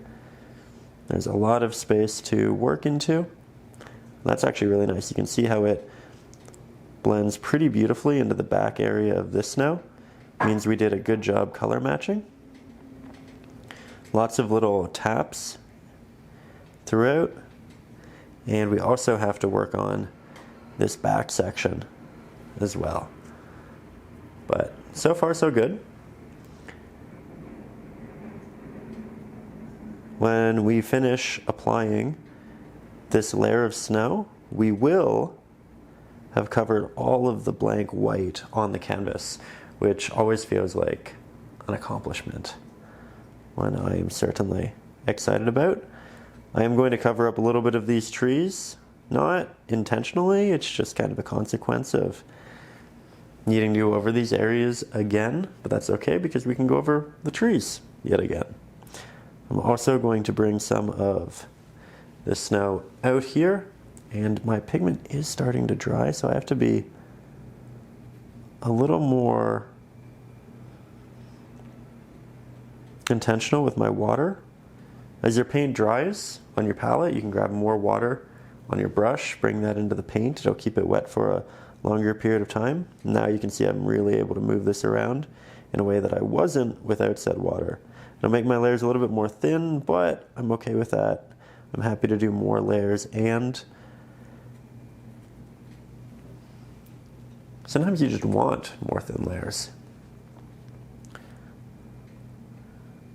It's also worth noting that I did my sketch here with a little bit of white charcoal. You can use a white Conte.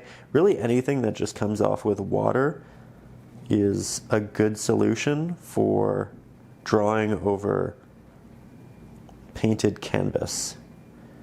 So I like to use woodless colored pencils for my initial sketch on the white canvas, but now that we're working on top of pigment, I switch to either a Conte or a charcoal. But it's just a white charcoal. I wouldn't use a black charcoal on canvas because that can be can make your painting pretty muddy and dilute your colors, especially if you're working with yellows or brighter hues. But in that scenario, I would use a Conte, and I'd use a colored Conte. In a scenario like this, where we're essentially going in with something that's almost a white adjacent, I think that using a white charcoal can be a good solution. Again, we're trying to mindfully work our way around these areas. We'll start moving inwards. There we go.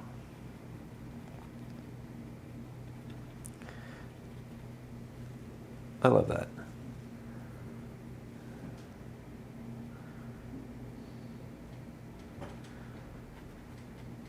Let's start expanding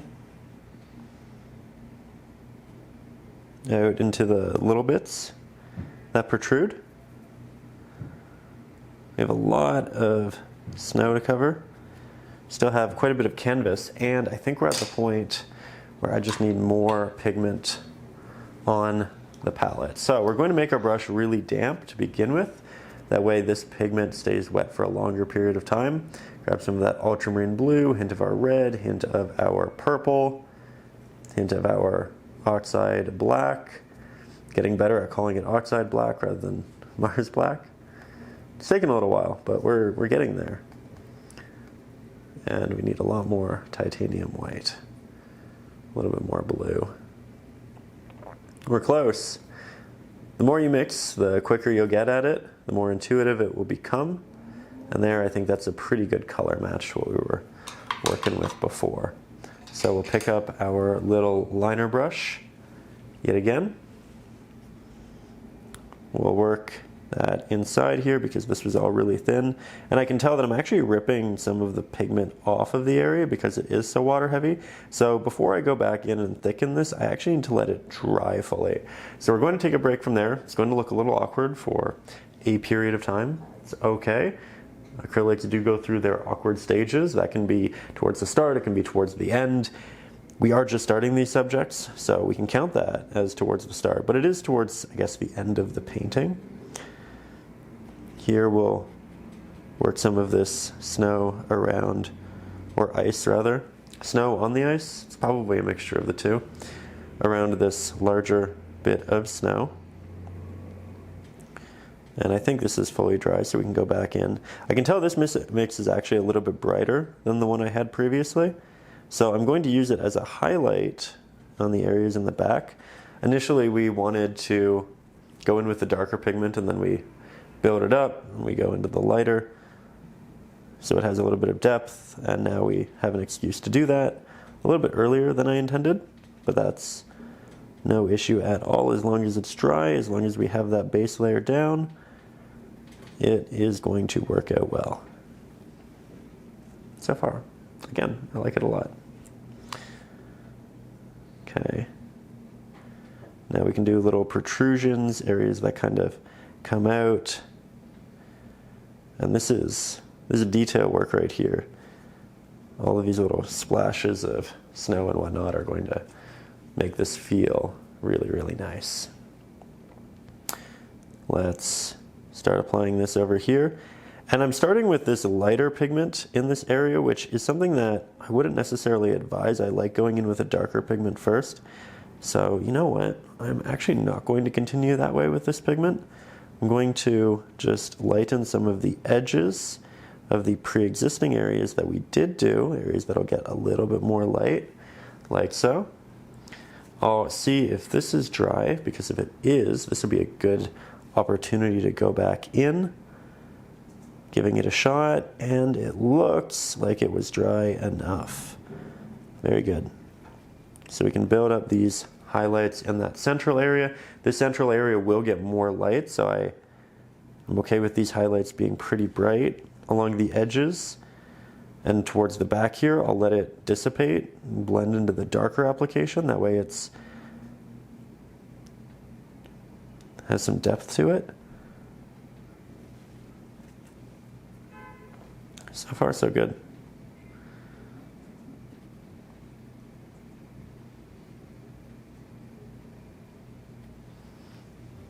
Okay, let's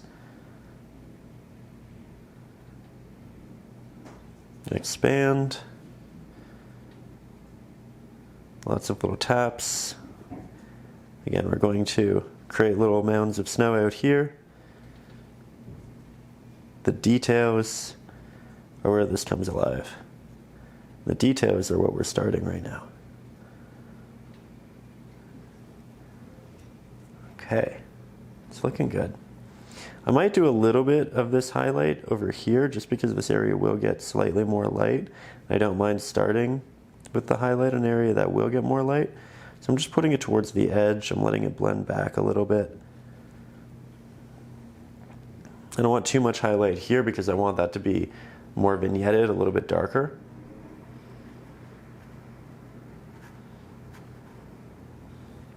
Good. More highlight in there. You can see how we're going back to areas time and time again till we make it exactly how we want it.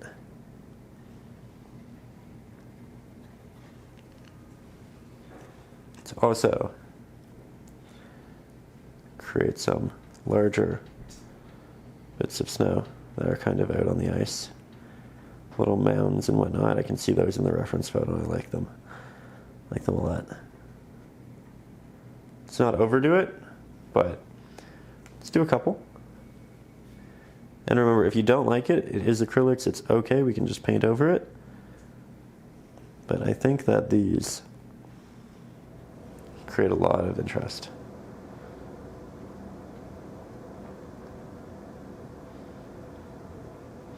And again, lots of little textural taps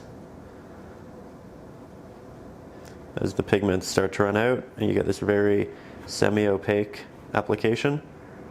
Then it's not as bright.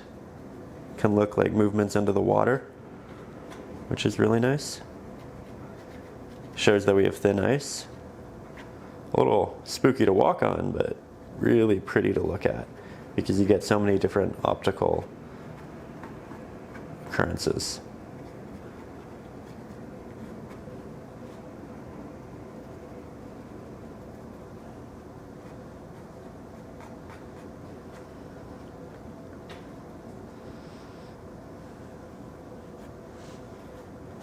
Lots of finger painting as well.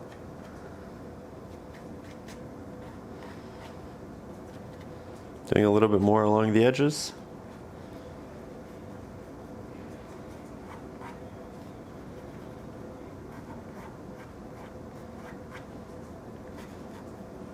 There we are. Okay. Now, we are not done. However, it's looking really, really nice, especially through that area.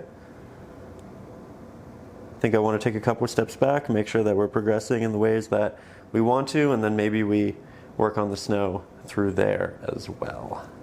Now, to finish our snow, we do need a slightly darker rendition of this, so I will grab some of our oxide black, titanium white, a little bit of that ultramarine, a little bit of that deep violet. I think a little more ultramarine than deep violet.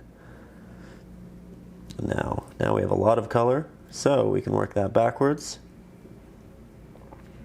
And just like that, we have a darker color for our snow. I think I like it a lot. Maybe just a hint more titanium white. And that right there is what we're going back in with. Okay, now, I was using a liner brush, however, this time I do still have a lot of paint on here, and I have a lot of negative space on my canvas. So we are just going to take this brush briefly, take that excess paint off of it in that white space that is on the canvas still, work that through, have it start to come out a little bit, and I think that's the entirety of our canvas, which is really exciting. I think we've covered all of that negative space. Now, we're just working on blending this into our pre-existing brighter areas, like so. We can also just softly bring it up here as it starts to run out. That way, this color is cohesive with this up here. And if it makes this look a little bit softer, that's okay. It just kind of looks like snow blowing through. It's a little more misty, which I like. We can have a bit more through there. Darken the front of this, because again, it's the back area that will receive the most light. Do little blends. I think that's much more interesting already. I think this area could also be a bit darker. So we're just going back and forth with the lighter and the darker snow until we get the balances that we're looking for.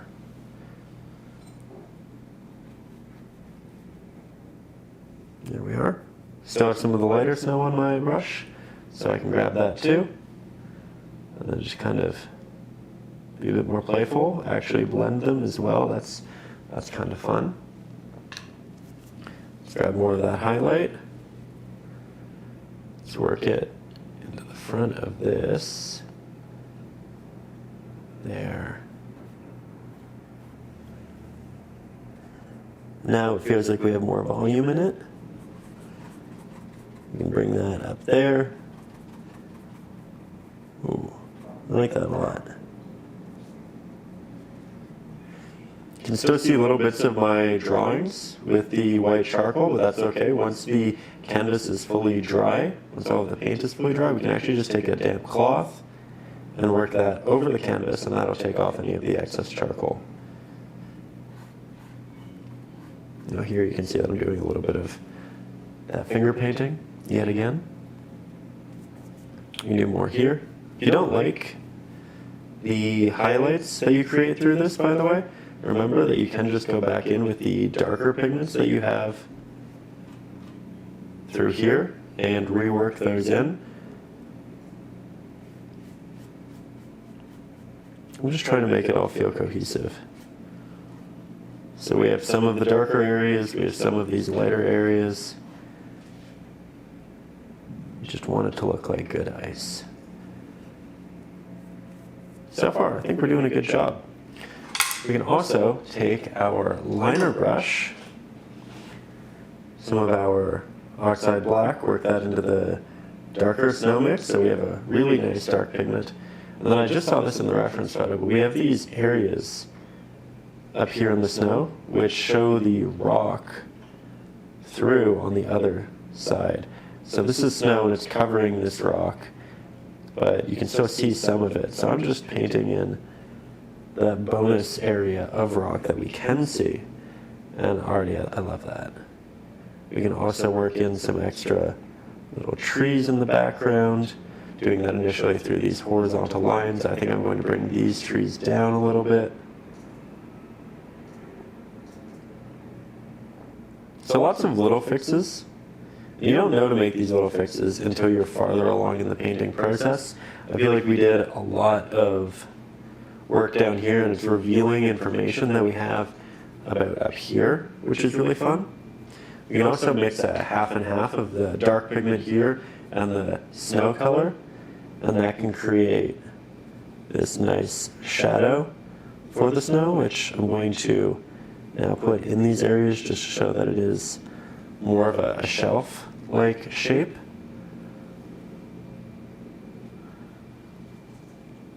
And then we can have more of these that kind of work their way up. You can have a second shelf right here separating a lot of the ice. Ooh. We're just looking for ways of diversifying this could be very flat looking space, right? Because it is snow, and I think when we're young, when we paint or draw snow, we do so where it's almost entirely white. But snow has so many little divots and folds. You get all these different textures and line work. It's much more interesting if we do go back over it and we do these various valued taps. As you can see, we're doing through here. Very good. Very good. Okay, now maybe we take a little bit more of our titanium white, we make more of a highlight, we reintroduce that up here. We have lots of little fixes right now. We still have, oh, you know what, I said we're done covering the white of the canvas. We still have this whole area. Still have a lot to do. That's okay, I'm excited to do it. But let's do a slightly more comprehensive job in here. Going to add a little bit of highlight to those edges yet again.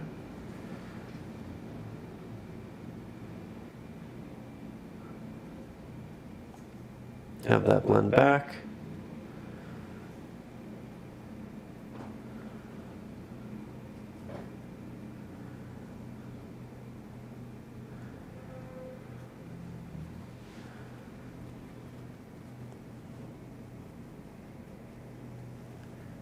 I love that. We can have some through here. Lots of jumping around. Might even add some just little textural taps with the liner into this space to show that there are mounds that are higher.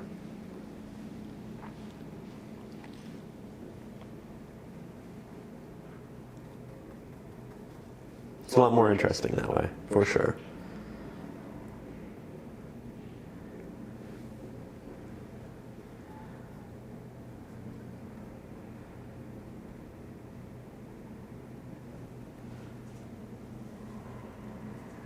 We're getting there. A little too purple that time.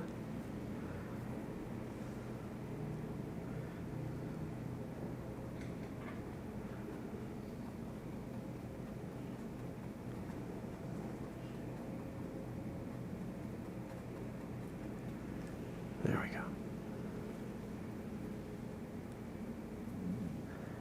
Getting a little quiet now as I focus up.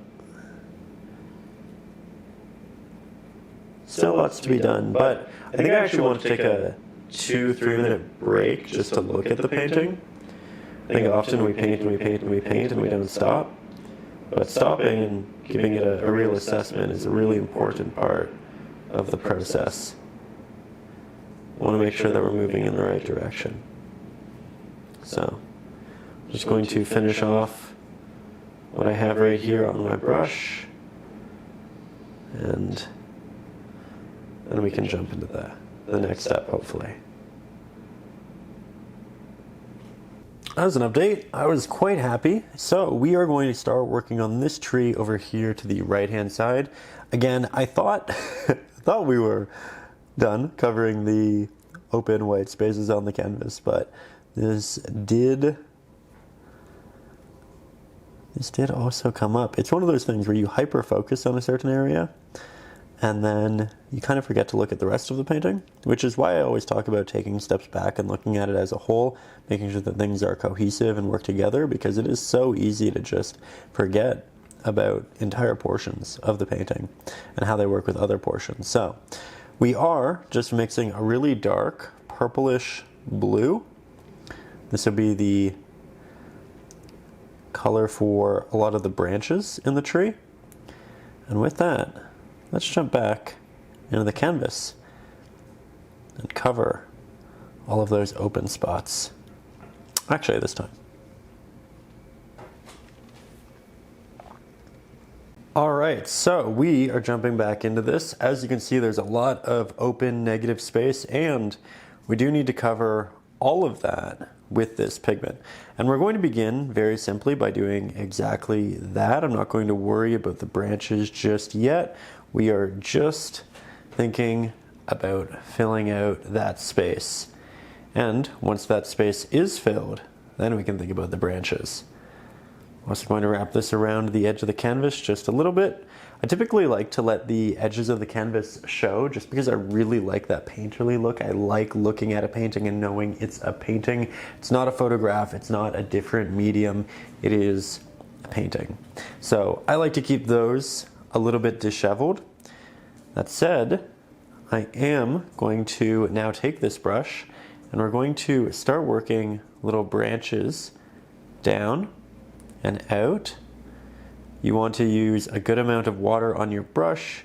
You want these to be nice and clean. I don't want the edge in the end to look blocky. We're going to do our best to avoid that. I do have quite a few sketches still visible on the canvas, and I'm going to do my best to honor those markings. We're going to leave little openings like that. Easy way of making it more interesting. There we go. Oh, that's really nice. Also, if we want to create more openings, we can do so very simply by just remixing the color of the sky and then doing little taps on the inside. You can see how a lot of these are pointing down. They act as leading lines and bring us back into the painting. It's an important piece of this. Not afraid of covering up past areas that have been rendered, even if we like them, because it's through that layering that we get realistic depth. And of course, we have a lot going on down here that needs to be attended to. Towards the very bottom, we're going to have less of these branches, so it's going to get a bit more sparse, just because there's going to be more foot traffic from animals and nature in itself. So I'll make sure that this is a bit more open. And I think that's a great start. Let's make sure that it's nice and thick, like so. You can even do extra little trees back here. Small horizontal markings. I say horizontal, small vertical markings that just protrude upwards. It's a small detail, but it will make a difference already I think that has more depth in it because of that small addition. Said, far from done. Let's take this brush, retire it for a little bit, pick up our smaller liner, make that nice and damp, and then we can go in and do some of the real detail work. That means creating intricate little protrusions, areas that stick out in a more unique way than the larger flat-headed brush could handle. There we go. I'm going to do lots of minute taps just to show that there are tiny little areas of branches that stick out. And remember, a lot of these protrusions are going to actually work their way back upwards, because when they're just growing, when they're tiny, they like to move upwards and they don't have the weight of a larger branch bringing them down. So lots of this is kind of flicking back up, creates this nice detail we don't really have to great extent in any other portion of the painting. So it stands out in a bit of a unique way while still being a cohesive subject. Just going to move around a little bit, make sure that I like it, and I do.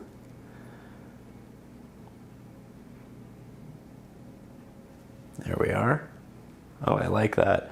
I really like all of the ornate little openings in between the trees. It's a small detail, but does have an impact. And much like everything else, the more we do this, the more comfortable we get with it, the quicker we get. And that's wonderful. It's cathartic. But make sure that in the process of making it quicker, you're still paying attention to your details and you're not getting... Well, they're just make sure that you're staying mindful. That's it. That's all you need to do. You can see that I'm going back up to other areas once we've established portions on the bottom, because now I know I can incorporate more detail up here without it looking awkward or like too much. Oh, I like that. Something else you'll notice is through these paintings, I do say things akin to, I like that, I think that looks really good. And I am talking about my own painting, which might sound like it has hubris in it. Not the intent. The idea there is really just to consistently ask yourself what you do and don't like about your painting. That way you can double down on the areas that you do like, you can congratulate yourself on the areas that you do. And, oh, I think we have a siren in the background. Apologies for the sound there, but I hope everybody's okay. At the end of the day, that's what's really important. I think I've lived pretty close to a couple of police stations in my life. I don't really know, it's never really intentional, it just kind of keeps happening. And so you hear sirens and things of that nature. I think some people are a little bit annoyed by it, but at the end of the day, you just hope the fire trucks and the ambulances and all of them are just out making a difference, helping people, and if that means a little bit of noise here and there, that's okay. Not a big deal. But I think what I was saying earlier, I was talking about being a little self-congratulatory through the painting process. Part of it is to just make sure that you are staying positive and happy, but another part of it is to reaffirm different strokes and applications that you like verbally. That way you can take that idea and work it into a future piece. One of those things where you don't want to forget. And if we're paying attention to the areas that we do like, if we're putting emphasis and focus on that, then we're much more likely to remember and double down on it in the future. So that's just one reason to be positive about your own work. I know a lot of us also struggle with that, especially initially. We're not sure that our work is good, and we don't want to say that it is just in case that it's not. But you know, I think it's really important to take pride in that what you do. And I think it's good at just building that habit of recognizing that your art is good, that your art does have worth, that you are a painter, you know? Don't end up with imposter syndrome. Because if you're out here and you're making these paintings and you're putting all this time and effort and detail into it, you are an artist and you are a painter. And that's a wonderful thing. So take pride in it, own it. Oh, I love that. There we go again. Unintentional, but I do. When we start to expand on these and they get really tiny on the outskirts, I start to very much appreciate these branches. I'm also trying to put branches on branches. I think that's a fun way of keeping it evolving.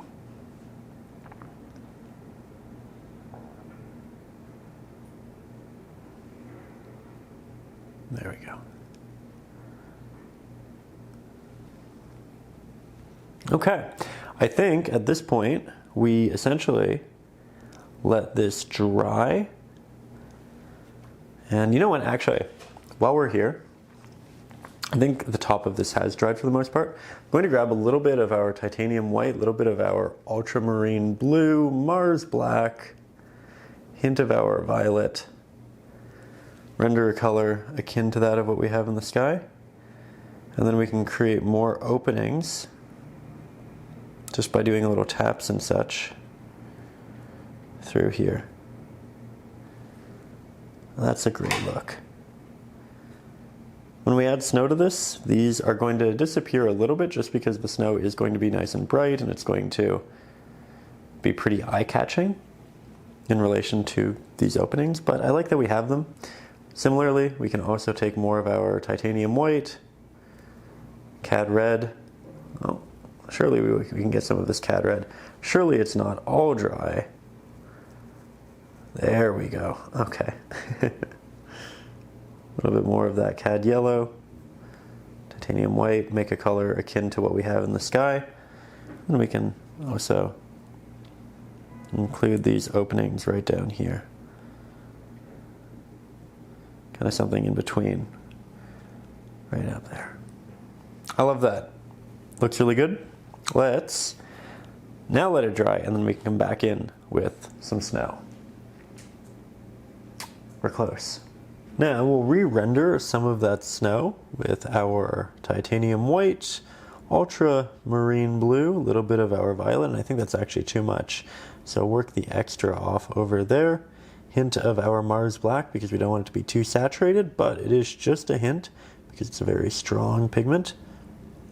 And I think I might double back into just a little bit more ultramarine blue. We often don't go with the first pigment we mix. We remix until we get what we really want, and that's that. Okay, so for the actual application process, we are going to take the liner brush, and with this we're going to be incredibly careful, especially in the beginning, where we're just going on top of our previously applied areas and putting a little bit of snow on each of those protrusions. I start on the edge because that's when I have the best ability to render a sharp marking, and this is where we need it most, when we have these really tiny markings on here. That said, this is pretty detailed work, so let me get you a little bit closer and then we'll continue from there. So, as noted, again, we're a little bit closer with that camera. And I'm curious, this is the second video with this setup. What do you think of filming with both of these rather than just this one? I thought sometimes it might be fun to see when I am going down to dip for water or where I'm kind of mixing off screen, you still get the idea of it. Also, I feel like I talk with my hands a lot, but they don't always fit in this camera. I know last time I asked up over on Patreon what people thought, and one of the responses was very understandably that sometimes they felt like they were a little bit too far away from the canvas in the shot. So in this video, I've been trying to get this camera a lot closer for the sake of ensuring that you do get to see the painting up close as well, and that we don't have a sacrifice in that department. So now hopefully it's better than it was last week. Always aiming to do better, always aiming to make these the best videos I can for you. I think that's a really good start. Again, I like to begin on the edges, and you'll see the markings much more prominently up here because we have a much darker backdrop. So they stand out, the highlights against the shadow of that more ultramarine blue heavy sky. Working it underneath a lot of these openings, because realistically there will be a branch right underneath the opening, and that branch can have snow, so we're applying said snow. And then when we move inwards more, I'll show you what I mean, we can either complete longer branches. So here's an example of a long branch that kind of comes down, and then maybe it branches out, no pun intended. And you can see how we're kind of moving that. Then maybe it connects to another series of branches, and then that kind of creates this larger shape. It's kind of interesting. Alternatively, we can go in and we can just do a lot of little taps, and that makes it look like the branch is coming directly out at us and we're just seeing the edge of it. Neither of which is right or wrong. It's more of a preference thing of how much snow we want. It also dictates the angle a little bit of the branch. So towards eye level, we might have more of those taps because they'll be sticking out directly at us. Towards the top, it'll probably be more drooping a little bit. And here you can see that I am taking out some of the openings, sometimes intentionally, sometimes unintentionally.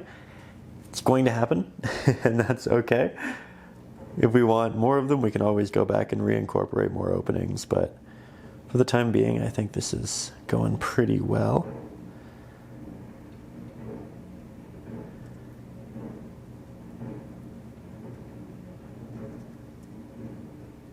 Very good.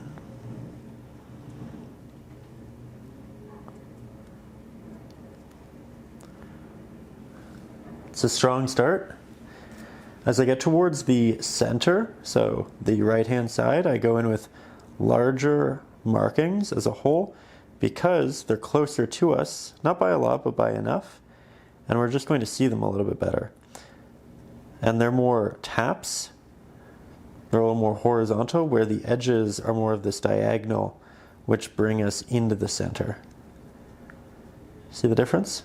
So around here, the brush moves like this more, and then towards this side, the brush moves more horizontally.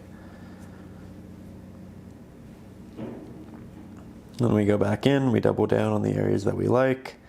We're using a lot of water on the brush, so we're probably going to have to go over areas a couple of times, and that's okay.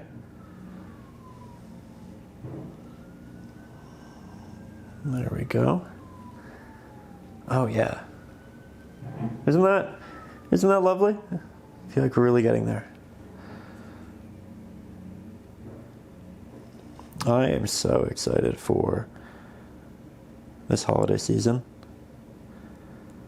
We started watching some Christmas movies the other night. It was the original Frosty the Snowman. It was Frosty 2, I believe. We watched the history of Kris Kringle, Charlie Brown's Christmas. Oh, there's some sounds going on outside. Apparently they are very opinionated about Charlie Brown's Christmas. You know what? I'm going to go see what that is. I don't normally mind a little bit of noise in the video because realistically that's just a part of life, but whatever's happening sounds a little extreme. I'm going to go check that out. Looks good though. Looks really good. All right, so things are much quieter outside, and we can get back to placing all of these beautiful little taps onto our canvas. I am also trying to keep a distance, especially in these midsections, between one application to the next. So you see how there's this, and then there's this darker area, and then there's more, and then there's a darker area, and then there's more, and we're just trying to continue to keep those little darker spots in between, because realistically these are branches which are protruding out. There's a branch on top of them. In between those two branches we have a lot of shadow, and that shadow is what's going to give us all of our depth, because we're not going to get depth through just pure highlight. If this whole tree was covered in snow, we wouldn't have any depth, we wouldn't have any texture. It's the variance between the two that gives us something that looks natural, unique, detailed, and interesting. So what we are doing, at least what we're attempting to do, is we create these areas, and then maybe down here where there's more weight, more volume, there'll be a larger break in between this highlight and then this highlight. We have more of this darker area, and then I'll also move the brush upwards to show that there are branches that are moving up. Now we'll create a little bit of a break in between a couple of these, show some variance, and continue to do more of that. It's a really fun technique. As you can see, you render a lot of volume, texture super quickly. I like that a lot. We are not done. We still have some highlights to add to these guys, and you won't really see these well because we are applying it out over the brighter snow, which means we're adding a highlight right next to a highlight. Not a lot of contrast there, but that's okay. We don't need a lot of contrast to make it look good.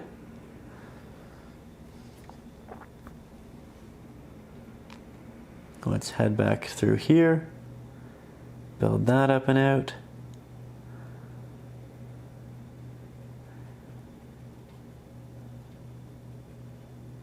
It's one of those things where not every area of the canvas needs a lot of contrast or detail. Some areas need to be a little bit more subtle, some need to be a bit more simplified. If everything was extreme, then nothing would really stand out or feel special, right? It's that variance that makes things work and work well. So far, I like this a lot. I think it's a very strong look for our tree. And I think we are just about ready for our next step. Though I might take a little bit of this highlight, I might work that down into our snow, and you can see that I'm just going to do this through a lot of little movements. This is going to add some slight texture into our snow, a little bit of extra volume, make it less simple, especially through here. Like that. We can also add a little bit of a highlight right under our snow to show that there's an area that's kind of sinking into. You don't have to do a lot of this. You don't even have to do it. But I think it adds some nice subtle volume, and I like that. All right, now we're going to want to take that step back, look at the painting as a whole, because the next step, it's a fun one, it's a big one. We are going to take some of these oranges that we have in our sky. So I'll just grab a little bit more of our red, white, yellow, re-render that nice soft orange hue. And we're going to say, okay, you know what? We actually do have a little bit of this highlight from here showing up in these bottom areas. So I'm just going to make sure A, that it matches back here, that way it's cohesive. And then B, I'm going to just move it up and forward, because we have all of this. We have the blue from here, but then we have this area that is a bit more orange. And I think having these markings over here will really help just continue to bring the eye along in the painting. So we want to do this from a bit of a distance because it's about balance. It's about making the rest of the piece work really well with it. And we're essentially just tapping in between the shadows of our trees, in between a lot of our snow. We're not going to have a lot of it. We don't want a lot of it. It's just a little bit of a bonus to make the eye move. And again, we want more light at the bottom so it doesn't all feel like it's at the top. I feel like we actually Yeah, did a really good job here. I like the amount. I don't want to overdo it. I think at this point I let that just kind of be as it is. Over painting, if we decide we want more, we can go back and we can add more, but I want to approach it with the less is more mindset, and then we can build if we need to. I think I'll also take some of that extra white, yellow, mix up a really bright pigment. We can also grab Naples yellow if we want, but right now it's just the white and the yellow. I think I'm going to add a real highlight in between some of these clouds. I just want to open it up a little bit, like so. I want to make sure that the eye in the end, notice that the eye is the sky is the brightest point. That means going back sometimes and just doing a couple little touch-ups.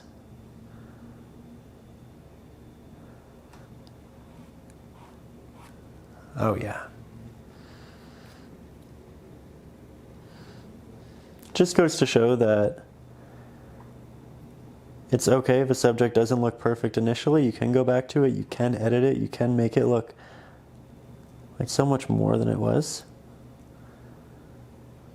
This is a great example of us really building on this in a warm, cozy way.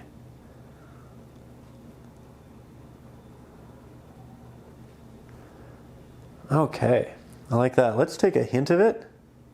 Let's take just a hint. Work that down here. Let's add a little bit into the snow on the horizon. One of those steps where I know it's detail work, but you really want to do it from far away. I really want you to look at it from far away because it is so balance reliant. We can also add a little bit of that highlight on this snow. Just the areas that catch slightly more light.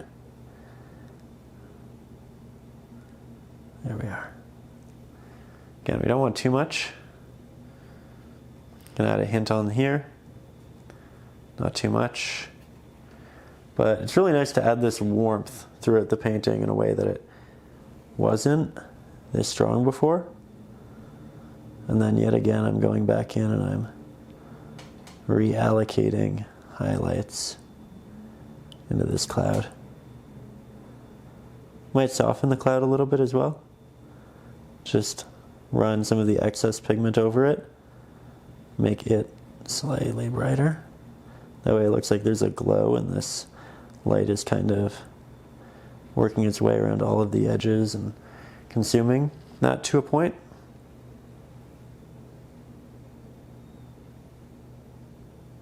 Lovely. Really lovely.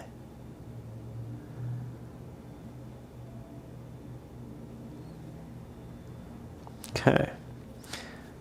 Now I'm relatively far back from the painting for the sake of, again, looking at it very holistically, but I could definitely be farther back, and I think I want to be before I decide on the next step. So we're going to take some steps back, we're going to look at it, and then we're going to come back in with some decisions. Looking fantastic though. Very, very pleased. So after looking at it further, I realized I wanted more of the orange that we used in the water. I liked what we did, and I kind of want to double down on it. So I'll grab some titanium white, some cad red, cad yellow deep hue. I don't need too much of this, but we will make a little bit of extra just in case. I think this is looking pretty close. It's slightly less saturated, and I actually want that because we are moving farther and farther away from the base. And as we do that, it gets more into the blue territory and the gray territory. So I think this is actually a really nice step in that direction. Let's head back to the painting. With this, I'm going to take that same liner brush, nice and damp. And again, we have this reflecting this, and then it goes this way, and then we have this protruding piece and it goes back up. So realistically, we could have a protruding piece which can move its way out here in the ice, I think that's pretty interesting. We'll do a subtle blend back, lots of little taps in between the reflections of our tree foliage. And it's also worth noting that the reflection isn't going to be a perfect mirror image. Reflections often aren't like that because perspective will change the background to look farther and the foreground subjects to extend farther. So background is going this way, foreground subjects are often moving that way. So we instead get more blue behind the trees rather than the orange, which is why the orange is stopping here rather than here. I know it's a little bit confusing, but it makes a lot more sense the more reference photos you look at. The reference photo we have isn't a great example of it, but along your painting career, you'll see more and more of it and you'll start to understand just how that change works. In this scenario though, we're just doing this right there to match the idea of what we have here. I'm making it semi-transparent because we don't want it to be too bright. And then we can just double down on some of these highlights. What I love about this is how it's bringing the eye downwards in the painting and then back up. I feel like it makes it more cohesive. It feels like it fits better together.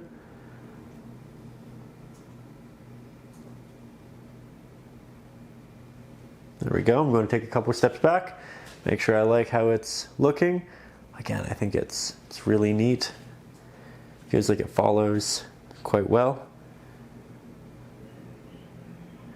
And we are coming to the point where we do have our painting almost done, which is really exciting. I wasn't sure that I would finish this one for the weekend. Tried really hard, stayed up pretty late last night, but glad we were able to figure it out. I did try doing it on a different canvas another time, and it didn't work out, and it was one of those things where, okay, do I have enough time to redo it? I'll try.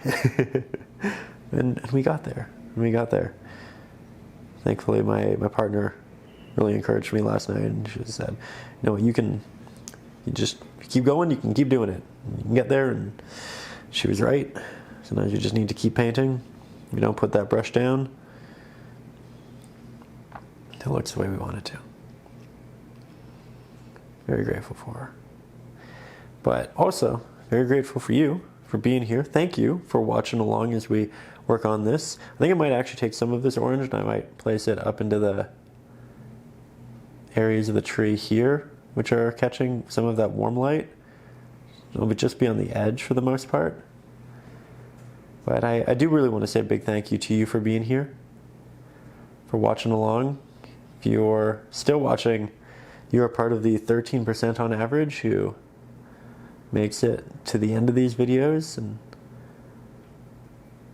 probably speaks to the fact that you're going to end up with a really nice painting. The fact that you listened, stuck along, picked up as many of the little tips as you could. So I'm wishing you a very successful painting as well. I'd like to say a big thank you to everybody up over on Patreon for making this lesson happen. This channel is predominantly community funded up over on Patreon, and it's because of you that I'm able to take the time to do these really elaborate lessons with the multi-camera and, you know, oh, we have some laughing going on outside. Somebody's having fun. That's good. But with that, would just really like to say a big thank you. These lessons would not happen if it wasn't for you.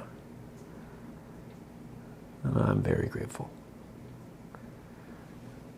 If you're new here, and this is your first time watching the channel, you can also support the channel up over on Patreon. There's a link in the description. And I appreciate it, but it does come with a lot. You get the traceable for the lessons. You get a drawing video where you actually get to see me sketch these on the canvas, talk about all the decisions we make when sketching our landscapes. You can also watch the ad-free version of this video and the other new ones that I post. Up there we also have big 24 by 36 inch canvases that we do in 6, 7, 8 parts. They're these really big, highly detailed lessons, so if you want to work on something a lot bigger than this, you can find those up there. You can also get all of my ebooks, which includes Acrylics for Beginners, which is essentially the essentials. Everything you need to know about acrylic painting before you jump into your first. Also a bunch of ebooks full of traceables. There's a lot of fun stuff up there. There's a link to it in the description. And again, I really appreciate everybody who does sign up and helps the channel out. Hope you enjoy all of the bonus perks. I'm going to try to figure out some extra fun things to show up there. Working on a different kind of video series to work in conjunction with this, I think. And that'll probably be up in the next couple of weeks. But always trying to figure out how to improve and make these videos better for you. If there's ever anything you really want, let me know in the comments. Always have an open mind, and I'm happy to hear, play with different ideas. I'm going to take some of this highlight and I'm going to work it on the bottom of this tree, just on the left-hand side. And do that with a couple of them. Just create a little bit of extra light. I might also, again, take some of this highlight and work it onto portions of our snow.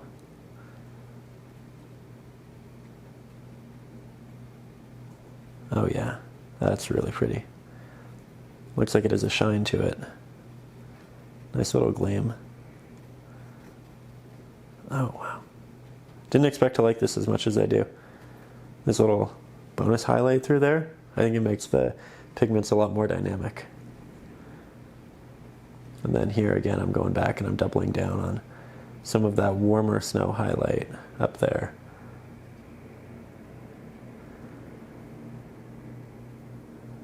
Oh, this was so much fun to put together. I hope you're having fun. I hope you're feeling inspired. I hope you're feeling excited about rendering your own version. Or if you just watch these for the sake of relaxing, watching something come together, I hope you enjoyed. Again, thank you for being here. I am very, very happy with how this turned out.